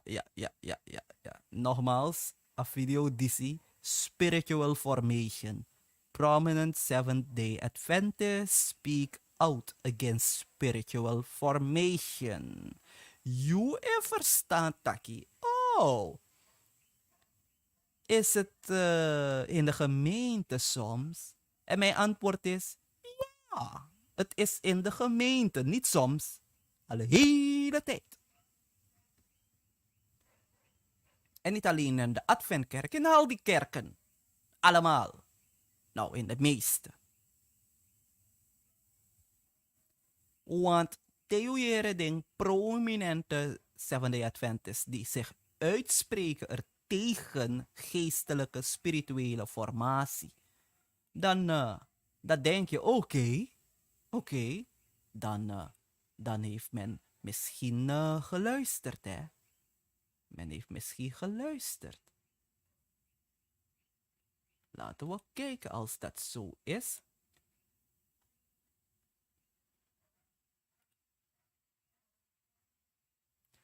Dit is ANN, Adventist News Network. Een officiëlere bron dan dit kan bijna niet. Dus me make you arki. De prominente kerkleiders of voorgangers en theologen en intellectuelen die zich eruit tegenuit spreken. Oké, dan we gaan naar ANN, Adventist News Network. Hier hebben we ANN feature Church congregations increase focus on spiritual formation. What? They increase focus on spiritual formation. Deno stak no ko archidemandis, want werkelijk jongen, geestelijke formatie jongen. Heer, luister. Herdei, we waarschuw tegen Rome. Herdei dat na akkoord voor uw profetie, Rome. Herdei, u schreef om een boek en waarschuw tegen Rome. De paus, de antichrist, de kleine hoornwit-takkie, de 10 tenen, Rome, vierde rijk, afvreselijke beest. Herdei we dat voor Rome. Maar geestelijke, spirituele formation knoppen uit Rome, de Jezuïet. Dus dat die nou, want toe intellectueel takkie nee, dat asandis na occulte, asandis na gevaarlijke spiritualiteit, dit is niet goed. Dit is niet goed. Kan niet in onze kerken worden gebracht. Nee, is niet goed. Dat is dat denkie. Nee, de eindtijdgemeente, die gaat er niet aan meedoen. En volgens mij, broeder, dan moet je dit boek beter gaan lezen. Want de profetes heeft er tegen gewaarschuwd. Nee, uitspraken die de profetes gedaan heeft in haar tijd over specifieke gevallen zijn geformuleerd als te zijn waarschuwingen voor onze tijd, profetieën. Dus, unokolo minangadesandati. Maar je zal willen denken, er komt een keer in de zaak, hè? Er zal actie worden ondernomen, hè? Helemaal niet. Silver Spring, Maryland, United States. Februari. Welk jaartal? 2004. Oh. John Trier. Spiritual formation is a topic being raised by many pastors and church leaders in a growing number of Christian denominations. It is no longer enough to just know doctrine. Het is niet langer genoeg alleen doctrines te kennen en feiten. Nee. In today's hectic society, people are searching for something deeper. Mensen zoeken naar iets veel diepers. Dus is niet meer genoeg om mensen bijbelse doctrines te leren. Wat zegt God over de doop? Wat zegt de Bijbel over dag van aanbidding en feiten? 63 voor Christus ging Pompei en vernietigde, nam Israël in bezit in een militaire conquest. In 70 na Christus werd Israël vernietigd. Nee, dat zijn feiten toch? Het is niet, nee. Het is niet meer voldoende om mensen doctrines te leren en feiten. Nee, ze zoeken naar iets diepers. Iets dieper? Wat iets dieper? Dan moet je gaan duiken soms. Misschien moet je gaan duiken.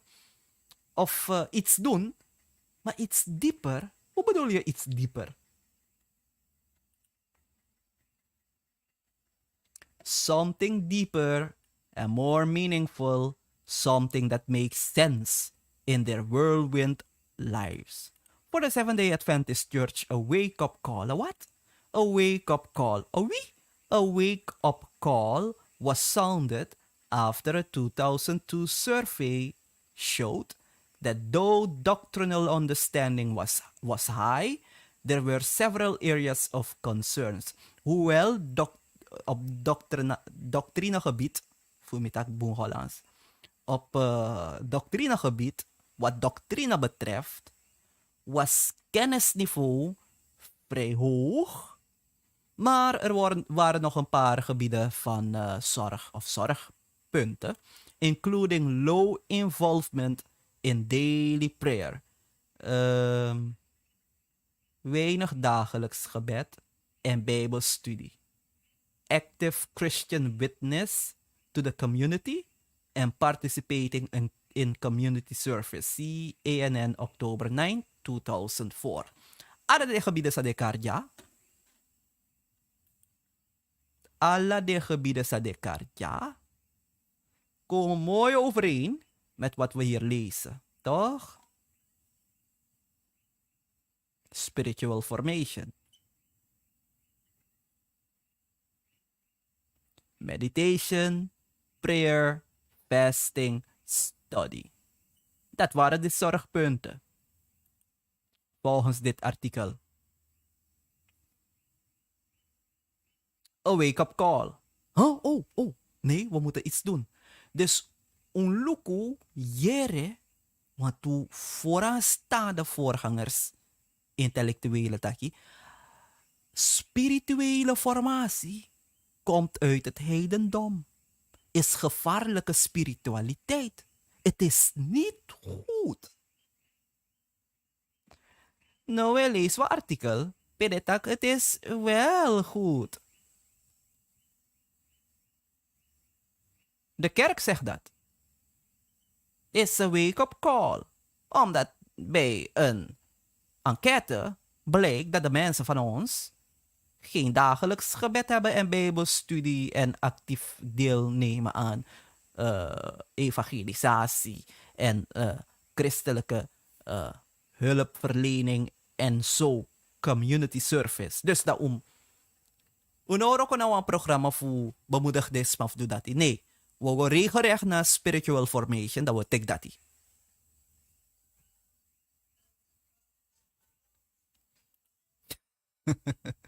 These concerns can be linked to how the church rates in the area of spiritual formation, which has been defined by one Adventist pastor as the process of becoming a mature Christian disciple of God. Hey! Zijn het niet exact bijna de bewoordingen zo lezen in wat artikel? To become a mature Christian? Zo raar, hè? Zo toevallig, no? Oh, ubelukuf de Jezus weet het toch? Ulukupe, oké.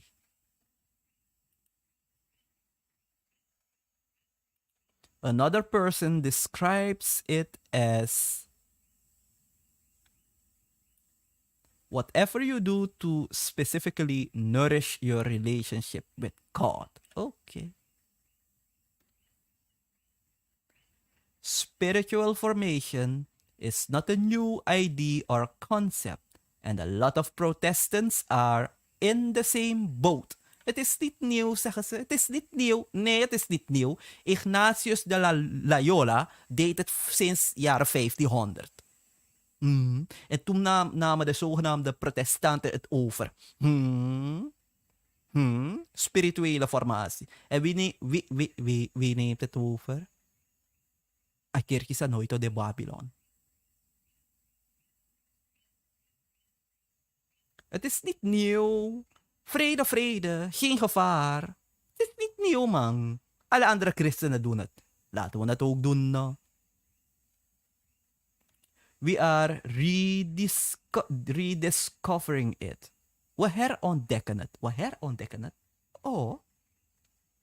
Zo. Oké. Says Dr. John Dibdal, president of Walla Walla College. Walla Walla College? Nou, afding, schorpe predikant is studeert.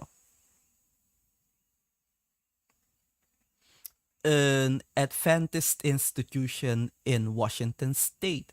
And he adds, the Adventist Church has some work to do. Concerning what? Spiritual formation. Uroko def do. Charas ang diskwa in say.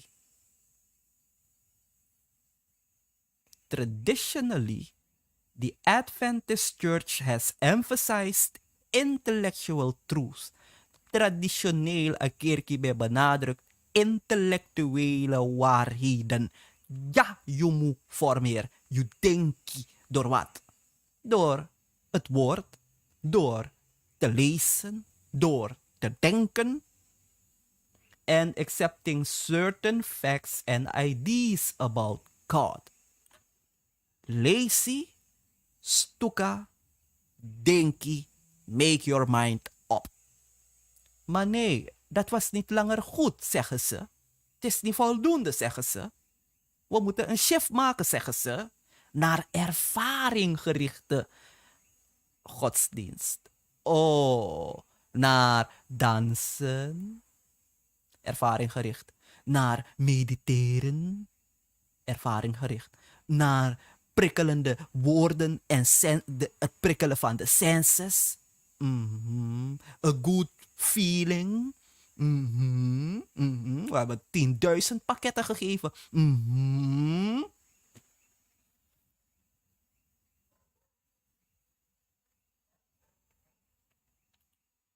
At least in many places, it has not talked so much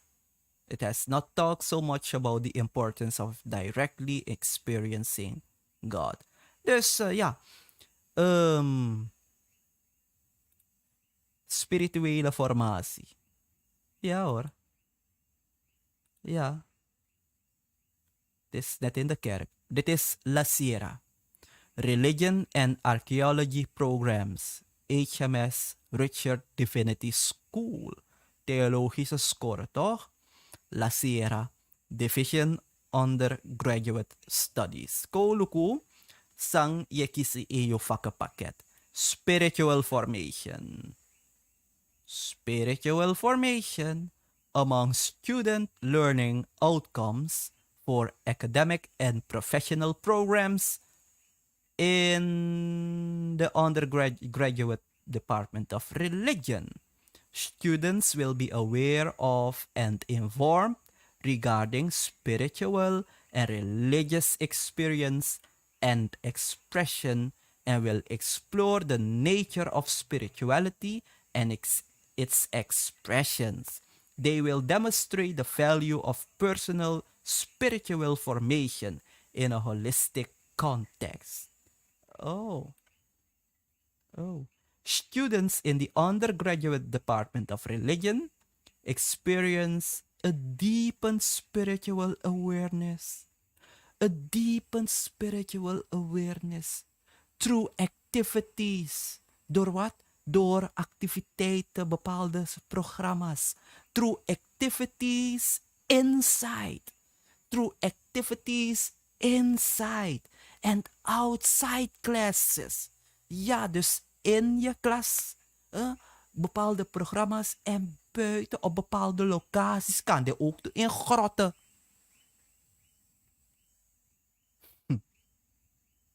Spiritual formation is foundational to the church and its lifestyle. Nu is spirituele formatie fundamenteel voor de kerk en het kerkleven. Courses offered address Christian spirituality in the context of faith development. The curriculum is designed to afford students opportunities to deepen. Feel good. To deepen no atanawa pity. To deepen their spiritual awareness in classes directly related to the history, theology, and practices of spirituality. What is it? Pim Kango volging? La Sierra University of Seventh-day Adventist. Rechtstreeks van waar? Van wie? Ignatius de Loyola. Spiritual formation, spiritual exercises of Ignatius of Loyola. Sana brown fu asandi si ay mapufu apeti fu hell.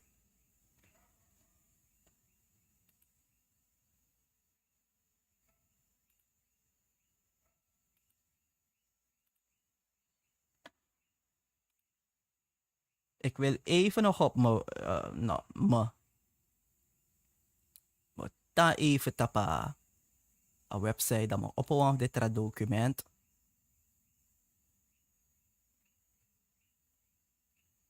Psalm 1 vers 1 tot 2 eenmaal op hem lees, want de tekst. Welzalig de man die niet wandelt in de raad der goddelozen, die niet staat op de weg der zondaars, noch zit in de kring der spotters, maar aan des Heeren wet zijn welgevallen heeft, en diens wet overpeins bij dag en bij nacht.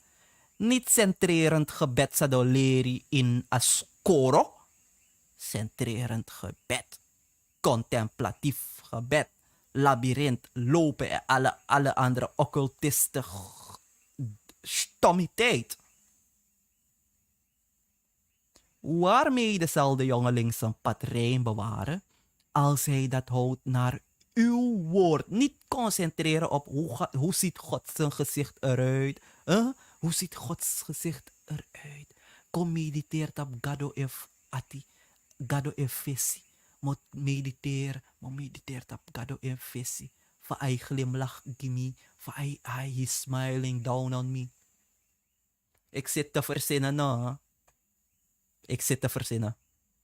Hij antwoordde echter en zeide tot hen: mijn moeder en mijn broeder zijn deze, die het woord Gods horen en het woord doen. En of Gods dong, ik wil een diepere ervaring met God hebben. Een diepere ervaring, dieper, Heer Jezus. Dieper, dieper. Ik open mezelf voor u.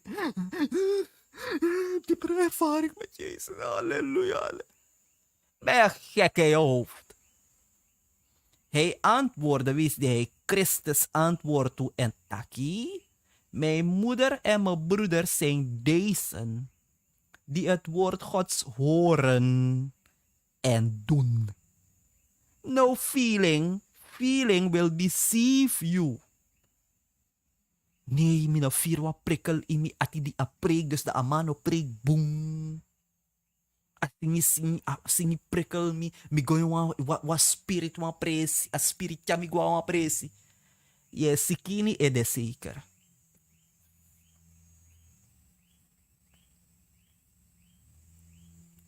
Koulijk op zo, want er worden termen genoemd. De manier waarop lecto divina de schrift benadert, kan echter soms verder gaan dan luisteren of studeren. Oké, dus studie is mystiek, is schriftuurlijk, maar dan leer je contemplatief gebed toch. Lecto divina, centrerend gebed. Oké, je hebt zelf labyrint lopen. Oké. Alle dingen zijn misschien nieuw voor een hoop mensen. Maar is wat in de kerk gebeurt, in de kerken gebeurt. Lecto divina, ofwel goddelijk lezen, lijkt op het eerste gezicht. Oh ja, ik kan het een beetje groter maken, hè? Nee. Lijkt op het eerste gezicht een veilige en heilige praktijk. Het bestuderen van de schrift is inderdaad belangrijk. De Bijbel zelf vertelt ons dat het kennen van Gods woord en het gehoorzamen een cruciaal onderdeel is van de groei van elke christen. Dat naar de teksten onlezen. De manier waarop Lectio Divina de schrift benadert, kan echter soms verder gaan dan luisteren of studeren en focust in plaats daarvan op een verandering van bewustzijn. Niet gewoon horen van het woord en zo. Nee. Men gaat werken aan het veranderen van je bewustzijn. Oké, wat is dat? Mike Persson van Youth Specialties zegt dat Lectio Divina de praktijk is om de schrift, de Bijbel toch, langzaam te lezen. De weet ik voor geestelijke, spirituele formatie dat in Sapsademan leert op de Adventist scholen, wat je voorgangers ook hebben gehad. Vraag ze en kom me zeggen als ik lieg. Is de praktijk om de schrift langzaam te lezen in een geest van contemplatie. Je leest, dat je contempleert, je visualiseert, je put die schrijven in als voor Maria van Magdala. Voor kiesie a ervaring voor Maria Magdala. Het doel is niet exegese, sana betekenis voor a sindape. Dat aan het doel. Voor alleen is dat bedoel na Lectio Divina. Nee, ze doen leren in geestelijke formatie voor grogeestelijk. Het doel is niet exegese of analyse, maar God toestaan om via het woord tot ons te spreken. Oké. Cellofpeace.com, de website voor een ecumenische contemplatieve gebedsgroep in Dallas, vergelijkt de 4 stappen van Lectio Divina met 4 niveaus van bewustzijn, die je op elk nieuw niveau introduceert in een geheel nieuwe werkelijkheidswereld. Je gaat tra dimensie. Snap je, zie je, dat zweef ik op de wind. Dat na ajeje voor de soort aan. Dan zweef ik op de wind. Mooie liederen hoor. Maar onderstap de achtergrond voor de zingen. bij de terminologie ik me po. Dan zweef ik op de wind, gedragen op uw geest. Door de kracht van uw liefde, houd mij vast. Laat uw liefde Aha. Het gaat niet om het woord. Het gaat om ervaring, om prikkels, gaan in andere dimensies zogenaamd met je geest. Terwijl sa gadawani natak je denken, je bewustzijn, dit nik dape, te lezen, gij zult niet stelen. Wat betekent het? Inom furu. Punt. Ai, gadatakangami. Minom furu. Maar nee. Oh heren, wat betekent het? Oh. En nefosi, motak ay gada tak na nga mi ateng mi minom furu. Hier je kon nam tapu mi kree, zo dagen mi kree. Je hoofd werkt niet goed.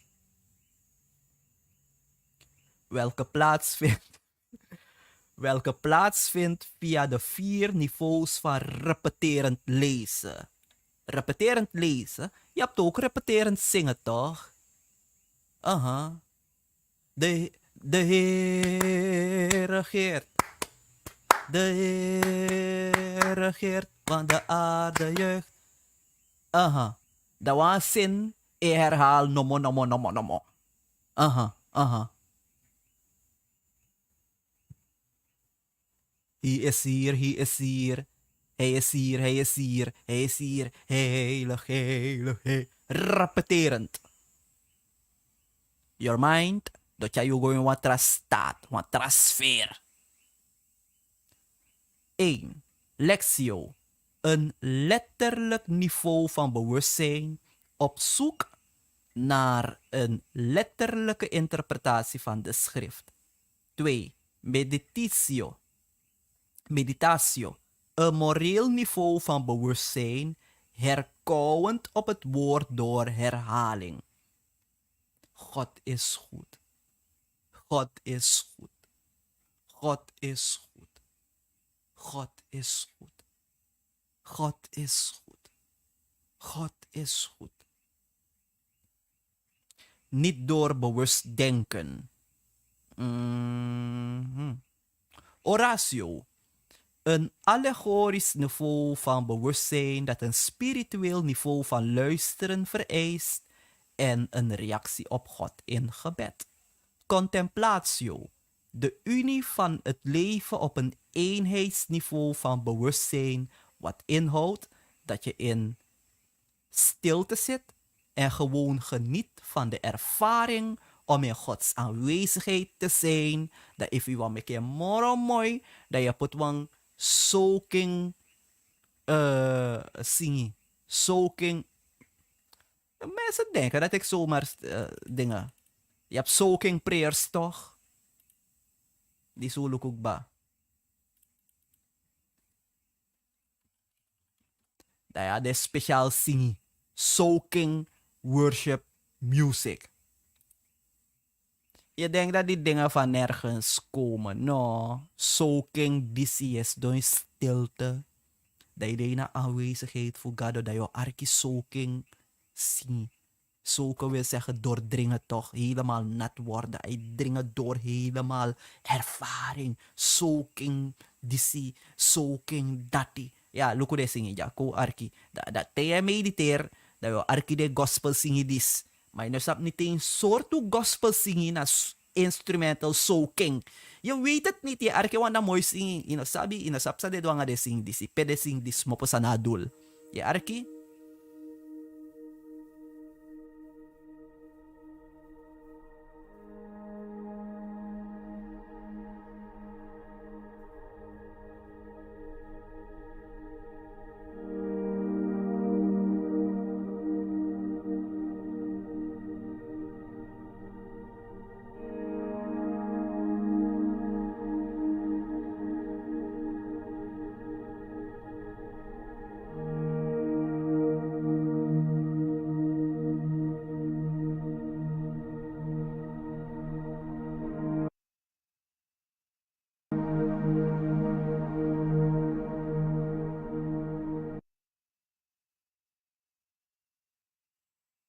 Ipoti mooi soaking gospel zien. Dat je volgt de stappen. Dat je herhaalt. Dat je zingt de zin. Dat je poti CD mooi soaking prayer. Soaking devotional. Dat je arki de melodie zo rustig. Watra. Mooi instrumenten haar en gidape safri. Zo. Dat je mediteert. Dat je sukufushi. Gadona aprabonda pe of soort bon abende a vruchtboom. Dat je Eva, dat je poti schreef in Judas. Dat je ervaren, dat je suku. Denk je dat je legi schreef, im legi schreef, helemaal zo, helemaal. Dat asini, het draait zo op de achtergrond, ko arkasini, het draait.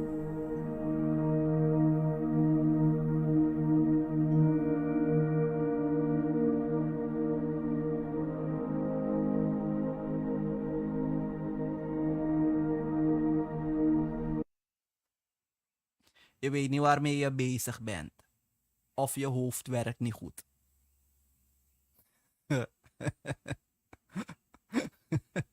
Something else. Zij je leren in zo'n kerkie. Labyrinth lopen. Labyrinth lopen. Want labyrinth nou een doolhof. Dan ga je naar het doolhof. Dat je moet zoeken op uit dat doolhof. Alhoewel, mijn safa doolhof, die zei begin. Oh ja. Dat je gaat naar het doolhof. Dat terwijl je wakker in het doolhof. Dat je begin in een labyrinth. In een labyrinth. Dit is pure heidendom. Heidendom. Oké? Mindwalk. Inspiratiewandeling. Coaching in de natuur. Natuurcoaching voor coaches. Time-out inspiratiesessie. Happy Silence Day. Stilte toch. Seclusie. If they you want, dat je mediteert op gado. If you want, kan go in een grot schrijven. Gado takangai, want in de eenzaam, dat je hier voor.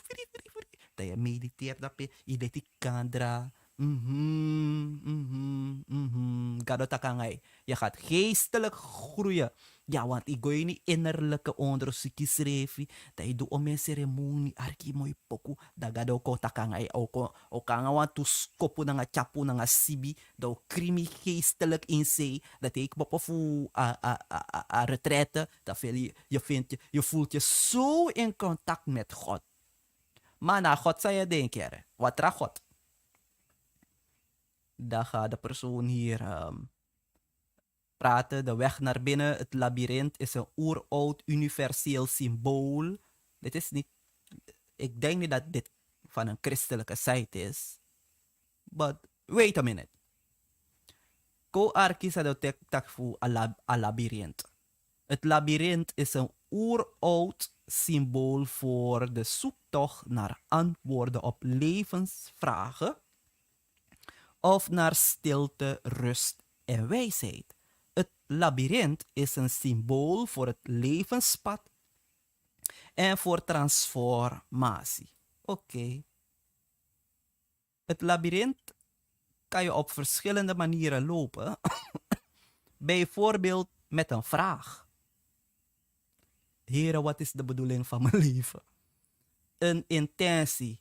I have to succeed in starting up my business. I have to succeed in starting up a business. I have to succeed. Herhaal deze mantra. Je snapt elkaar mantra toch? Want mantra na sayo herhaal continu.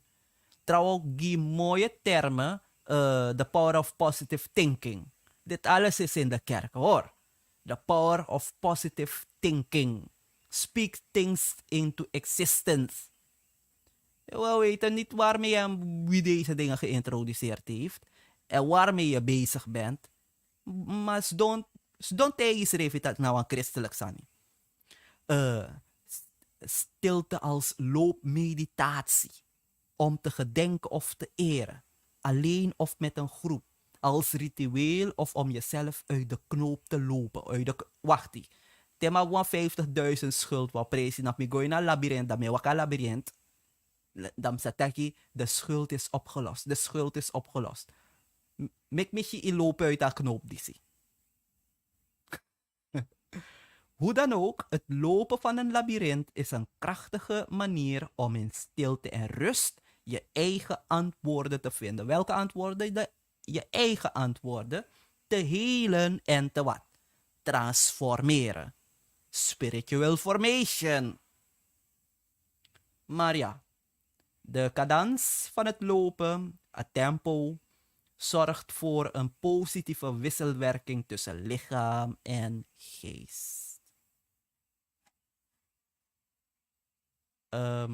Kom look even bij Abetapa Uru. Ja, Abetapa Uru website, ja.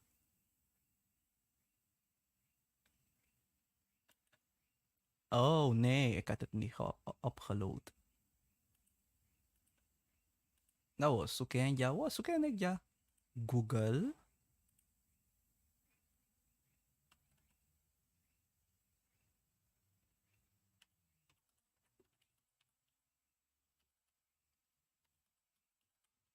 Nee, aan de contempleren.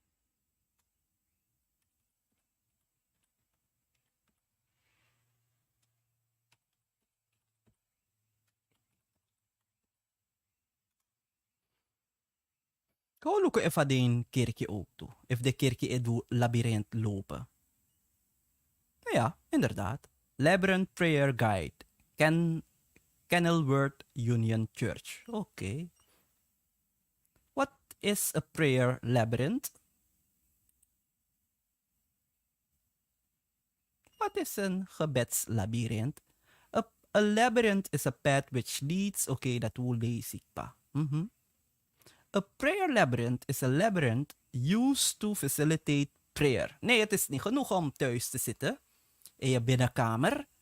In je auto of zo. Nee. Koteka occulte heidens saniwa labyrinth. Dat we doen een gebedssessie daarbij. Ik ga goed daarbij dat je bigi daarbij dat je wakker labyrinth om je eigen antwoorden te zoeken. Ja? To facilitate prayer, meditation, spiritual transformation, and or global unity.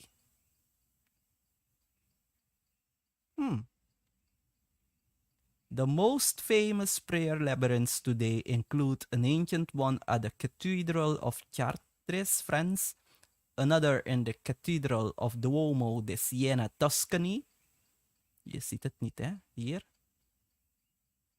And two maintained by Grace Cathedral, an Episcopal, something like that, church in San Francisco. While prayer labyrinths have been used in Catholic cathedrals for centuries. Waar komt het vandaan?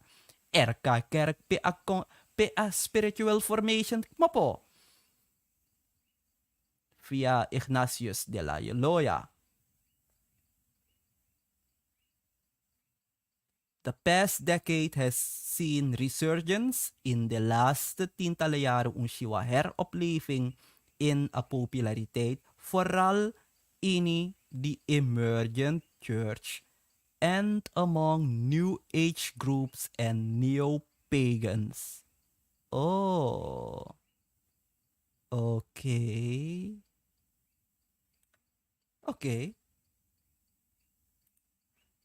Ja. Wacht. If me memre boom,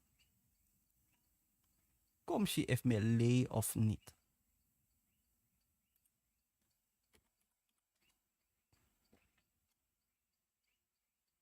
Kom je if me lee of if me ne lee. Ja?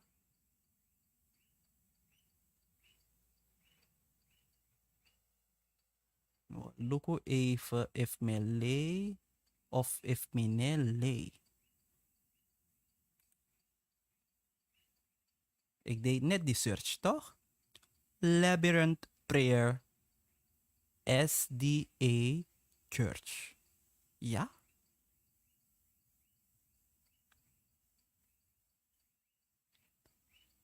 Labyrinths. Dit is fulcrum7.com. Nou aan blad in adventkerkie, mi denk dat na laypersons schrijf een blad die tijdschrift die kom op een artikel die. We will just look. fulcrum. Labyrinths, bringing paganism, paganisme, heidendom, in a kerkie. Dat nou een labyrinth. Okay? Labyrinths are entering Christian churches in North America and in some cases Seventh-day Adventism. Zevende-dags Adventisme. Je begint toch naar spiritual formation. De mensen willen toch iets diepers, heb je gezegd? Ja. Dus, it's a wake-up call om gidesma ala de sansa de wani. Ja? Oké. Ja. Zo wordt het gebracht. Maar nou een agenda voor de Jezuïeten die de in na kerkie, die erol na kerkie. A kerkie nou een dochter voor Rome. A liberal Presbyterian church whose roof we worked on had a labyrinth in the yard just east of the church. When I asked a church employee what the purpose of it was, the employee said, "I'm not sure, but some people like it and claim that it is spiritual." Okay. So what is a labyrinth? To the average person, a labyrinth is just a maze. A maze that's easy to get lost in with winding paths and dead ends. In tekenfilm fossibe lobeshi film ook to labyrinth dat de long so dat in amak mapo dat na sapa uitweg de uitgang de. But a labyrinth is more than that, much more. Labyrinths are pagan instruments. What is it? Paganisme instrumenten. Heidens. Nou, heidens is sani. Labyrinths are pagan instruments used as occult gateways. Na occulte deuropeningen. Gona initra dimensie. Occulte di debris. Pede entiteiten, de geesten, de demonen, de gevallen engelen. You got up the terrain. Gateways into the supernatural leading you to discover your enlightened center. Ja toch, je wil mediteren, je wil groeien in Christus, zei je toch. Maar nee, je wilde iets dieper toch. Je wil nieuwe methoden nemen enzovoort. Je gaat naar Ignatius de Loyola, toch? Oké. Ja, wat heeft hij je geleerd? Hè? Christelijke dingen, no? Paradoxically, while the Christian community talks about spiritual warfare, mooi klinkt het. And putting on the full armor of God, mooi klinkt het, hè? Many of these same churches can be found embracing that which they claim to oppose. Oh, in seeking relevance, many have become dangerously experiential in nature. Vele mensen zijn gevaarlijk experimenteel van nature geworden. De suku sani, die dan sabi, ze experimenteren. Ervaringen. Old forms of mysticism, oude vormen van mysticisme, worden kroonstukken in ervaringsgerichte geloof. Mysticisme. Oké. Labyrinths in Adventism. The Stillwaters Retreat. Soorto? Ubetak voor retreat, toch? Retreat, toch? Retreat. This retreat is located 10 miles from Bering Springs. Bering Springs, kom een bekend voorboy. Ano da pe a edefu a kerkie de, no? This retreat is located 10 miles from Bering Springs and owned and nurtured by Tom and Dulcie Coleman. Dulcie Coleman is an adjunct professor of spiritual formation at the Andrews Theological Seminary. Welke seminarie? Andrews University. Ken je mensen die gestudeerd hebben aan Andrews University in Amerika? Ik wel. Oh. The Colemans are members of the village church. We have counselors in our church and university who send many people to the Stillwater retreat. This retreat has a labyrinth on site. See image. Daar heb je het al. Dan, dan, dan, dan. Terug naar de search results. Kom, Luko. Dat we see images for Labyrinth Prayer, Seventh-day Adventist Church. Ta-ra la la la la la la la la la. What is that?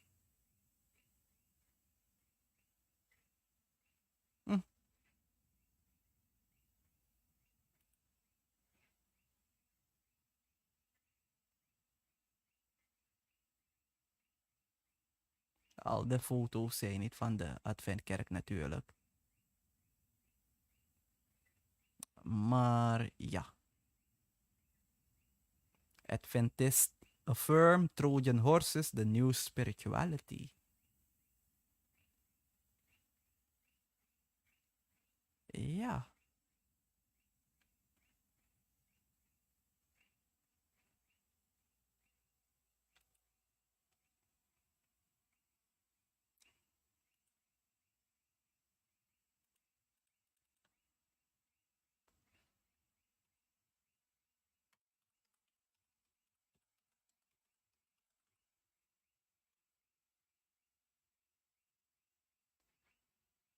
Kom lukwasan even jagi. Waluku even sa na contemplative prayer. Contemplatief gebed. What are your thoughts about contemplative prayer and the whole spiritual development movement? You know, the Dallas It's Willard. just a lot of bunk. All right. So, You know what it is. It's just look. It's sort of a contemplating your navel, intuitive spirituality, digging deep in to find your spiritual core and your spiritual center, which is nonsense. But they throw Bible words at it, words like Jesus, God, Holy Spirit. There's also even a dangerous aspect of mysticism there. It is mysticism. Yeah. The assumption is that spiritual truth is somewhere inside of you, and that is not true. Spiritual truth is outside of you. It is external to you. It is in a book outside of you. It is not in you. You can contemplate yourself all you want. You can go sit on a rock in the middle of nowhere and think, and you will find in you no source of divine revelation whatsoever, because divine revelation is external to you. It's external to every human being. It's in a book that God wrote. And when you put the book down and start looking into your own brain, all you're going to do is be led down a black hole. So, but everybody's into spiritual formation. I was looking at a church website the other day, and it proclaims itself to be an evangelistic a church and an Orthodox church, happened to be a Presbyterian church. And the whole website was about spiritual formation. And one of the things that they were offering was dance class in order that you could learn to get in the rhythm of the Holy Spirit. I mean, that's what J.I. Packer called zany. I mean, that's just crazy stuff. But that's what happens when you start trying to poke around inside of yourself for spiritual truth, when it's all contained in one book, and that book is external to you, and the spiritual truth resides in that book if you never lived or if you never had a thought. It's the external truth that we must understand, because there's nothing inside until that truth gets in our minds. And then you can go into your mind and draw out biblical truth. But if you're trying to look deeper than what's in your brain, which is what this is about, I don't get it. You know me, I'm about as mystical as a rock. But I don't even know what they're doing, and I don't know what they come up with. But all of that mystic stuff, Dallas Willard and others like him, confuse people because they use the name of Jesus and they talk about God and they use Bible verses. with that as background, let me read you this question. It comes from Someone signed Worried Mother. My 13-year-old son is at a Christian school which will be implementing the disciplines based on Richard Foster and Dallas Willard's teaching. Is it dangerous for my son to be exposed to teaching, even if we deconstruct these lessons at home? Well, I think if you're good enough at deconstructing them at home, it can be a teaching opportunity for you. I don't know what your other options are. I understand the value of Christian education. I also understand the confusion among Christian leaders who pick up this kind of stuff and just pass it on as if it were valid. But look, the responsibility to raise your child in the nurture and admonition of the Lord belongs to you, right? It's yours. You could send him to the public school, but you're going to probably have to deconstruct a whole lot of other stuff if you send him to the public school. So you got to decide what you want to deconstruct. This is a grief to me because it just embedded itself in Christian colleges and in churches and all kinds of Christian organizations, Christian schools. I see it popping up. And the best way to understand it's kind of what we said earlier. It assumes that somehow spiritual truth can be found within you intuitively. Whatever form it takes, that's what it is.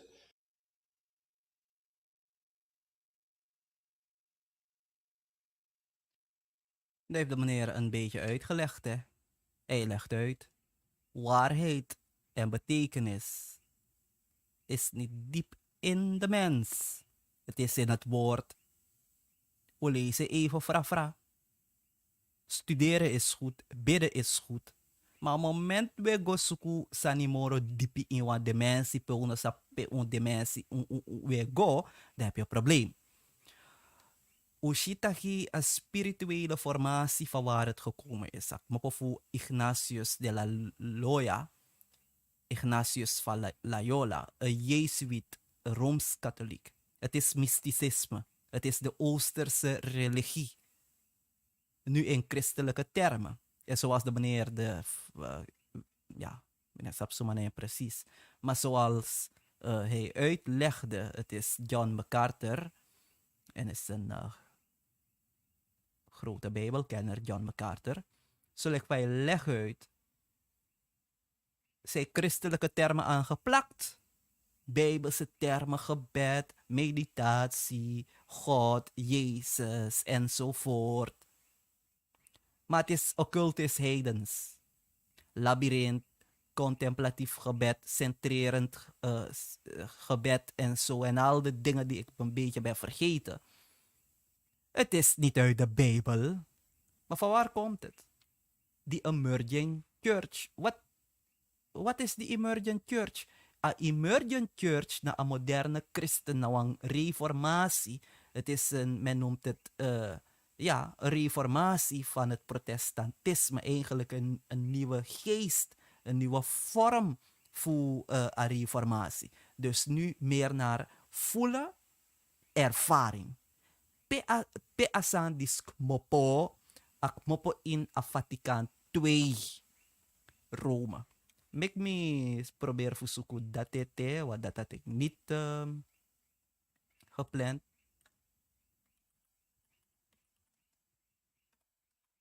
Even kijken.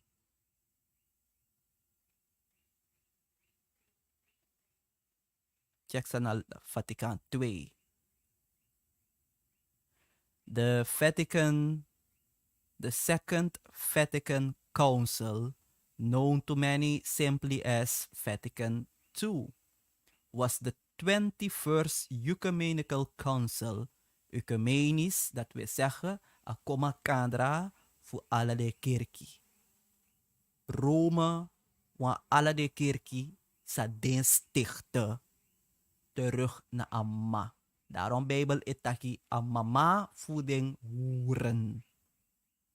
De dochters voeden hoeren. Ecumene.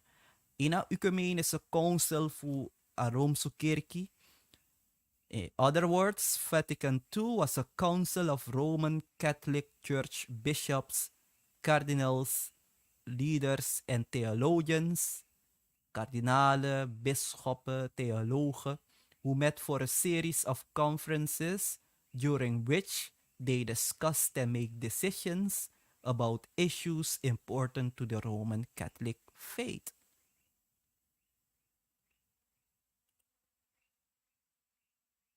Kan de BWM teka trouwen. Even kijken.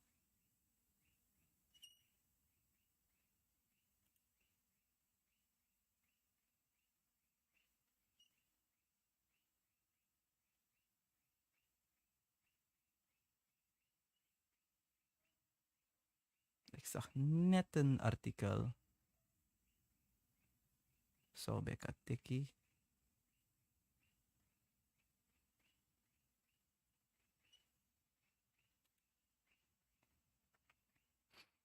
What happened at Vatican II? How to pray 50 years later. How to pray.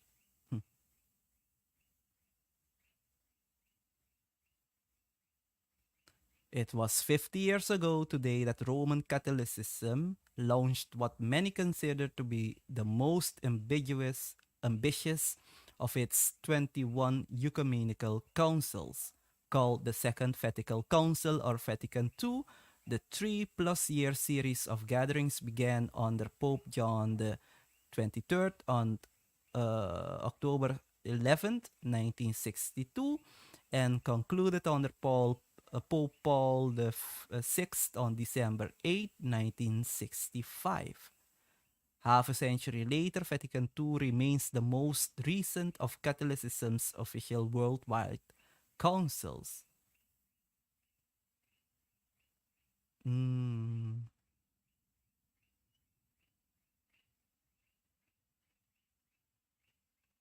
Many have summarized the core purpose of the council as adapting Roman Catholicism to the modern world. Fawatjar a Rooms-Katholicisme in a moderne wereld. Okay. Summoning and beginning the council proved to be John 23rd's most significant work as Pope, as he died midway through the council on June 3rd, 1963.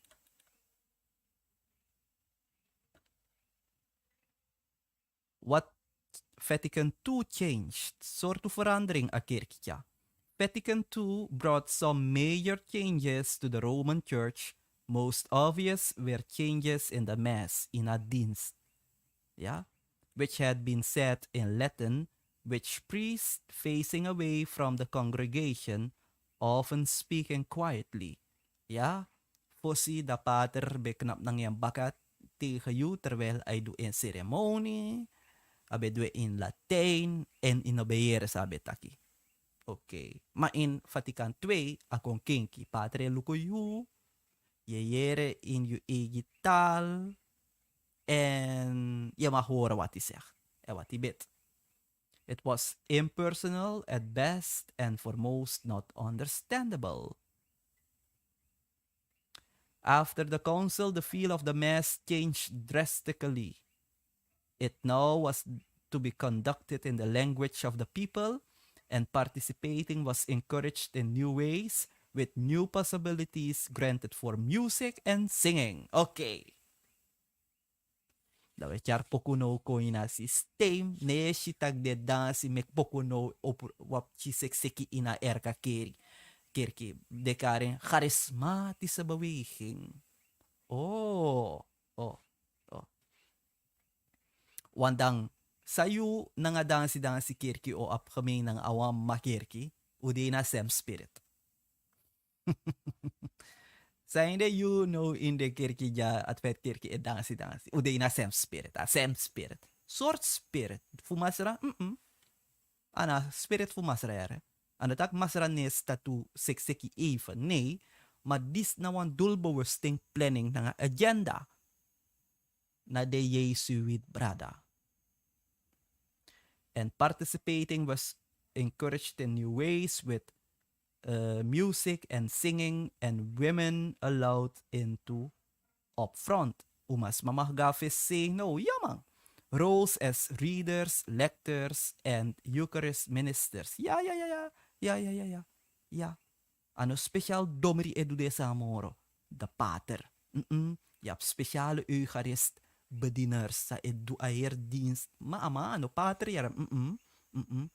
Smat die oorwampje lezing, de leestekst. Ja, ik heb ze gezien, net hier in Suriname.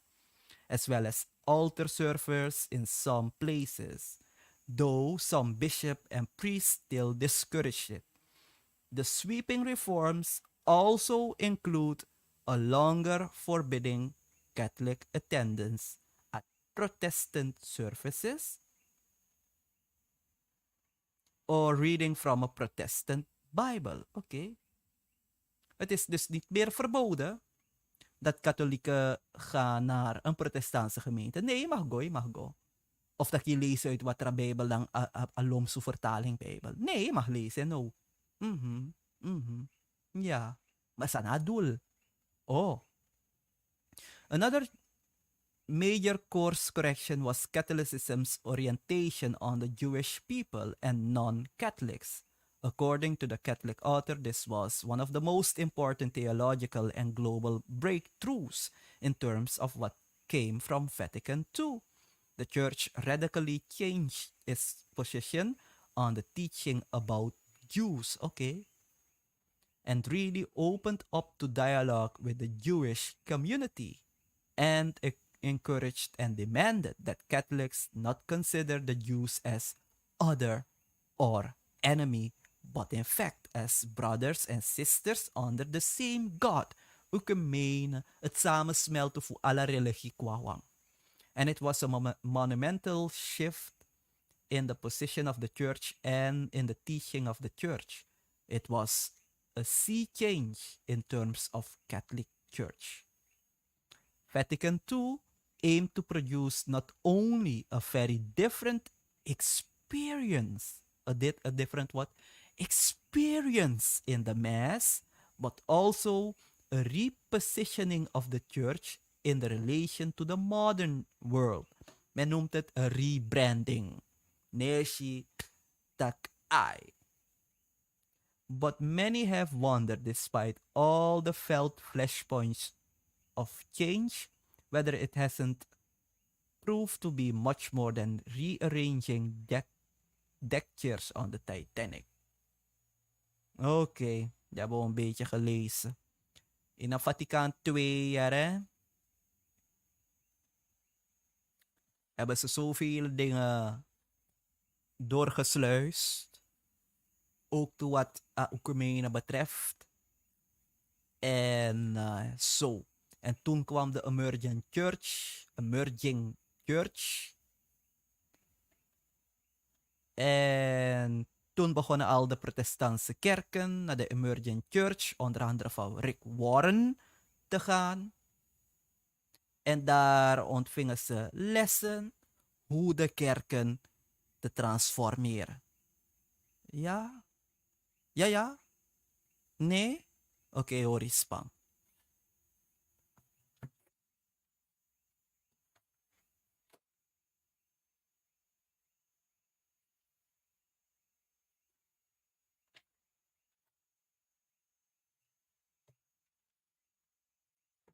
Hoor eens spang.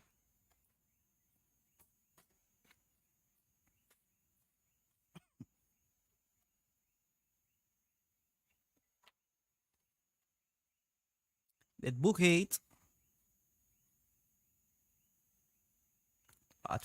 Adventisten, hè? Radical Disciples for Revolutionary Churches, Russell Burrell.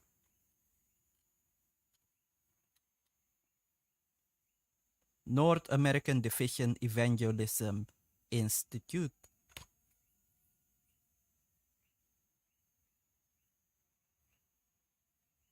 Ja? Of denk je dat dit zomaar is, no? Zelfde schrijver. The Revolutionized Church of the 21st Century.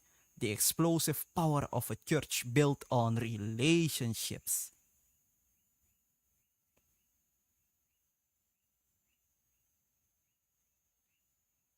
Je denkt dat het zomaar is, no?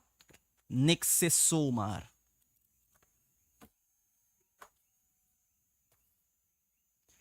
Niks is zomaar. Dus alle deze zaken gebeuren, het is niet zomaar. Tot slot, Mosori, die zie.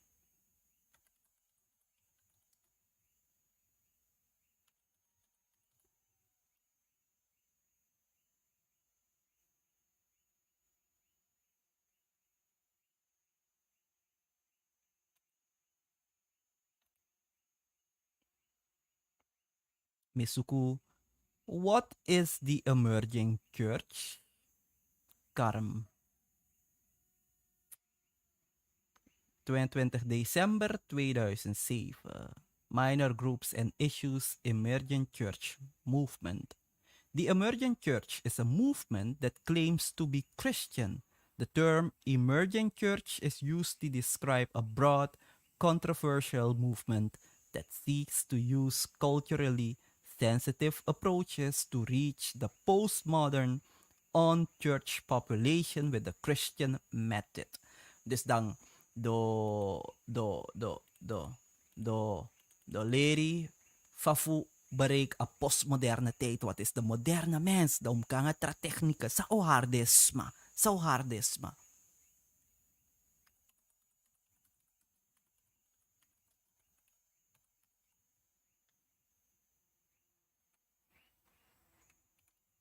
Sao hardesma. Neo shitag her kirki etrong concertzalen. Wachti, mosukwa mooi wangi. Wachti, orispa, mosukwa mooi wangi. Intussen moet ik dit toch draaien. Ik draai toch die sigiu. Dan mosukwa mooi wangi fi begreep sa nou emerging church. Pafu gebruik technieken, contemplatief gebed, labyrint lopen, centrerend gebed, spirituele formatie, muziek, alle de soort sani dat die voor bereik a postmoderne tijd, reposition a kerkie in attendisi. Fawo hardesma, sa eigenlijk nou aan kon a kerkie met nieuwe moderne, nieuwe technieken. Mo sorry dadelijk.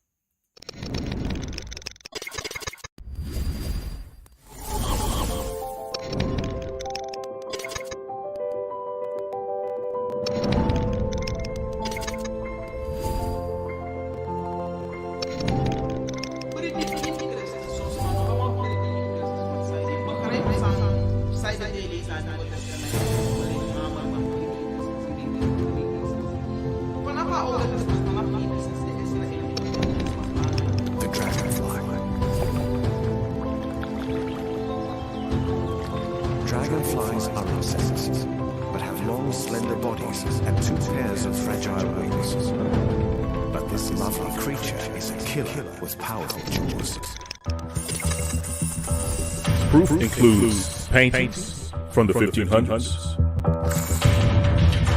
It includes stone depictions of Jews before the birth of the Messiah.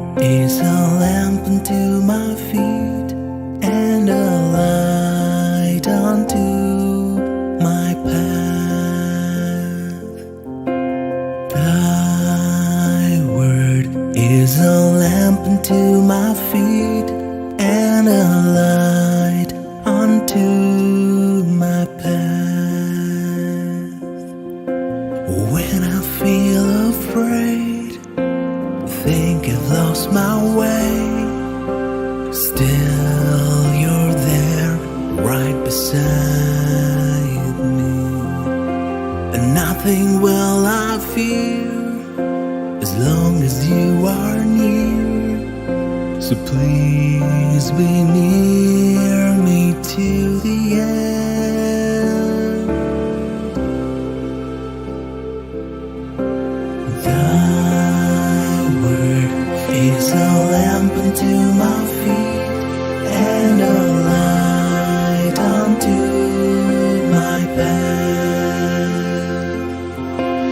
Thy word is a lamp unto my feet and a light unto my path. I will not forget your love for me, and yet my heart forever is wandering. Jesus, be my guide and hold me to your side. I will love you to the end, to the end. Thy word is a lamp unto my feet and a light unto my path. Thy word is a lamp unto my feet and a light unto my path. Thy word is a lamp unto my feet and a light unto my path. Thy word is a lamp unto my feet and a light unto my path, and a light unto my path. You're a light unto my path.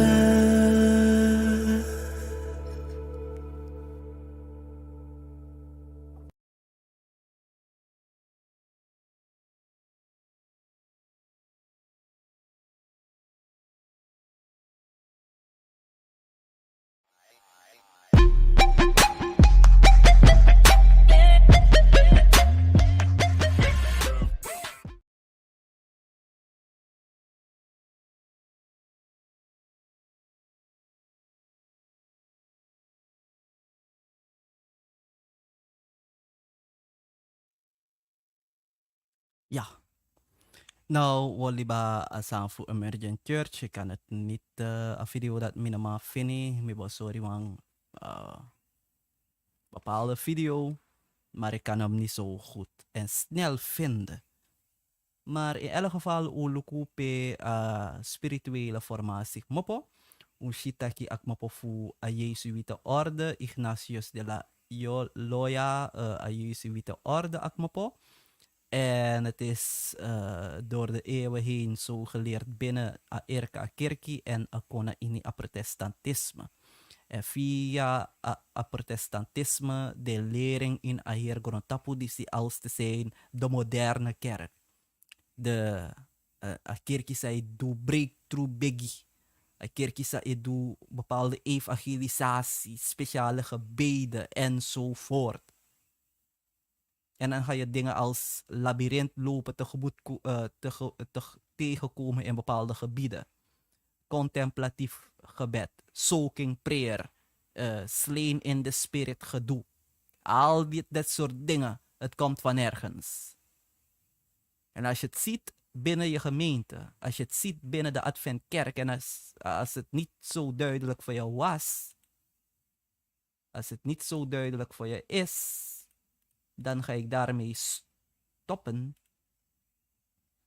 door je één van de twee...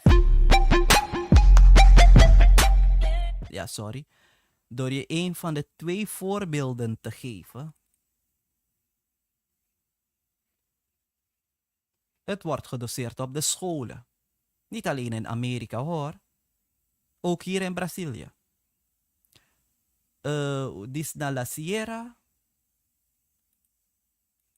Peki zeta puscoro La Sierra. En de andere was Andrews. En wij weten dat meer van de scholen.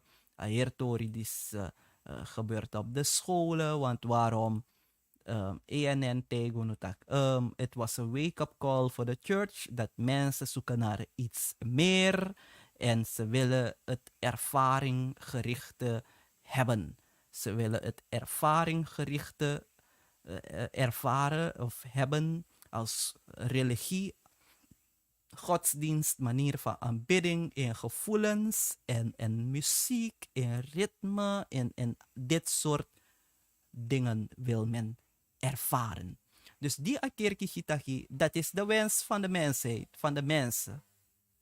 Dan heeft de kerk het naar binnen gebracht. Net als al de andere kerken, wat zijn die? De voorganger Gothic les naar de Emergent Church, onder andere Saddleback Church, Saddleback of Saddle Creek, something like that, voor Rick Warren. Nee, ik kies dit soort boeken die zie. The Revolutionized Church of the 21st Century, Advent Kerkie. Radical Disciples for Revolutionary Churches, Russell Burrell. Met al zijn goede bedoelingen, maar dat onze persoon zijn ik mopo. Het komt uit de put van hel.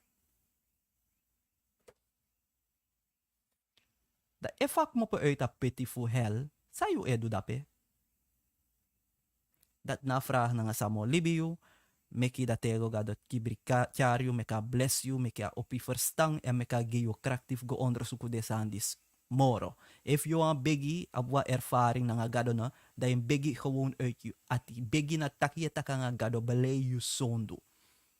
Lees uit na Bijbel na nga you krim verstaan je dwing. If je niet verstaan actie wan brada wan sa. Sa die ze betekent, go yung Bible lexicon, gebruik je hersen, look at tekst, acties revi, wat betekent het? Oh, dat sa mim do, oh, dat minam le, minam vervoer, minam twijfel. That's it. Enough going want tra dementie. Labyrinth lopen, zweven, centreren op een dingen, repeterende woorden zeggen, positive speaking, een soort positive speaking. Speaking things into existence, the 7 keys to this and the 7 keys to that. Gado e arki abegi fu wan oprectisma. Wang di ne tape yesi fu e wette en die e bribi na in die e begi na in bribi. A begi fu soans ma gado e jere. Ano sroto sa je gebruik fu ontlok geheimenissen. Dat je leer wan techniek wan presi. Dat je gebruik a techniek die fu manipuleer gado fa arki. Nee hoor. Geloof. Aanbidding is niet iets van gevoel. Bribi na wasan voor je verstand.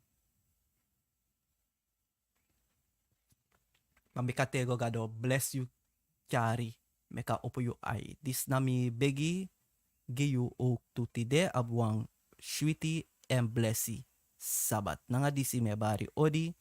En mi hoop dat ku kang shimakandra i no forget tak tamara dang. We proberen voor stream live vanaf 9 euro met verschillende muziek en features en predikingen van her en der. Ook op die geschiedenis. Dus om ik wel een mooi playlist, Gitamara vanaf 9 euro. Als je niets anders hebt te doen, dan mag je hier op YouTube of op Facebook op Hebrew Mai komen en dan dat je mag tune in Nick Tappe. Shalom.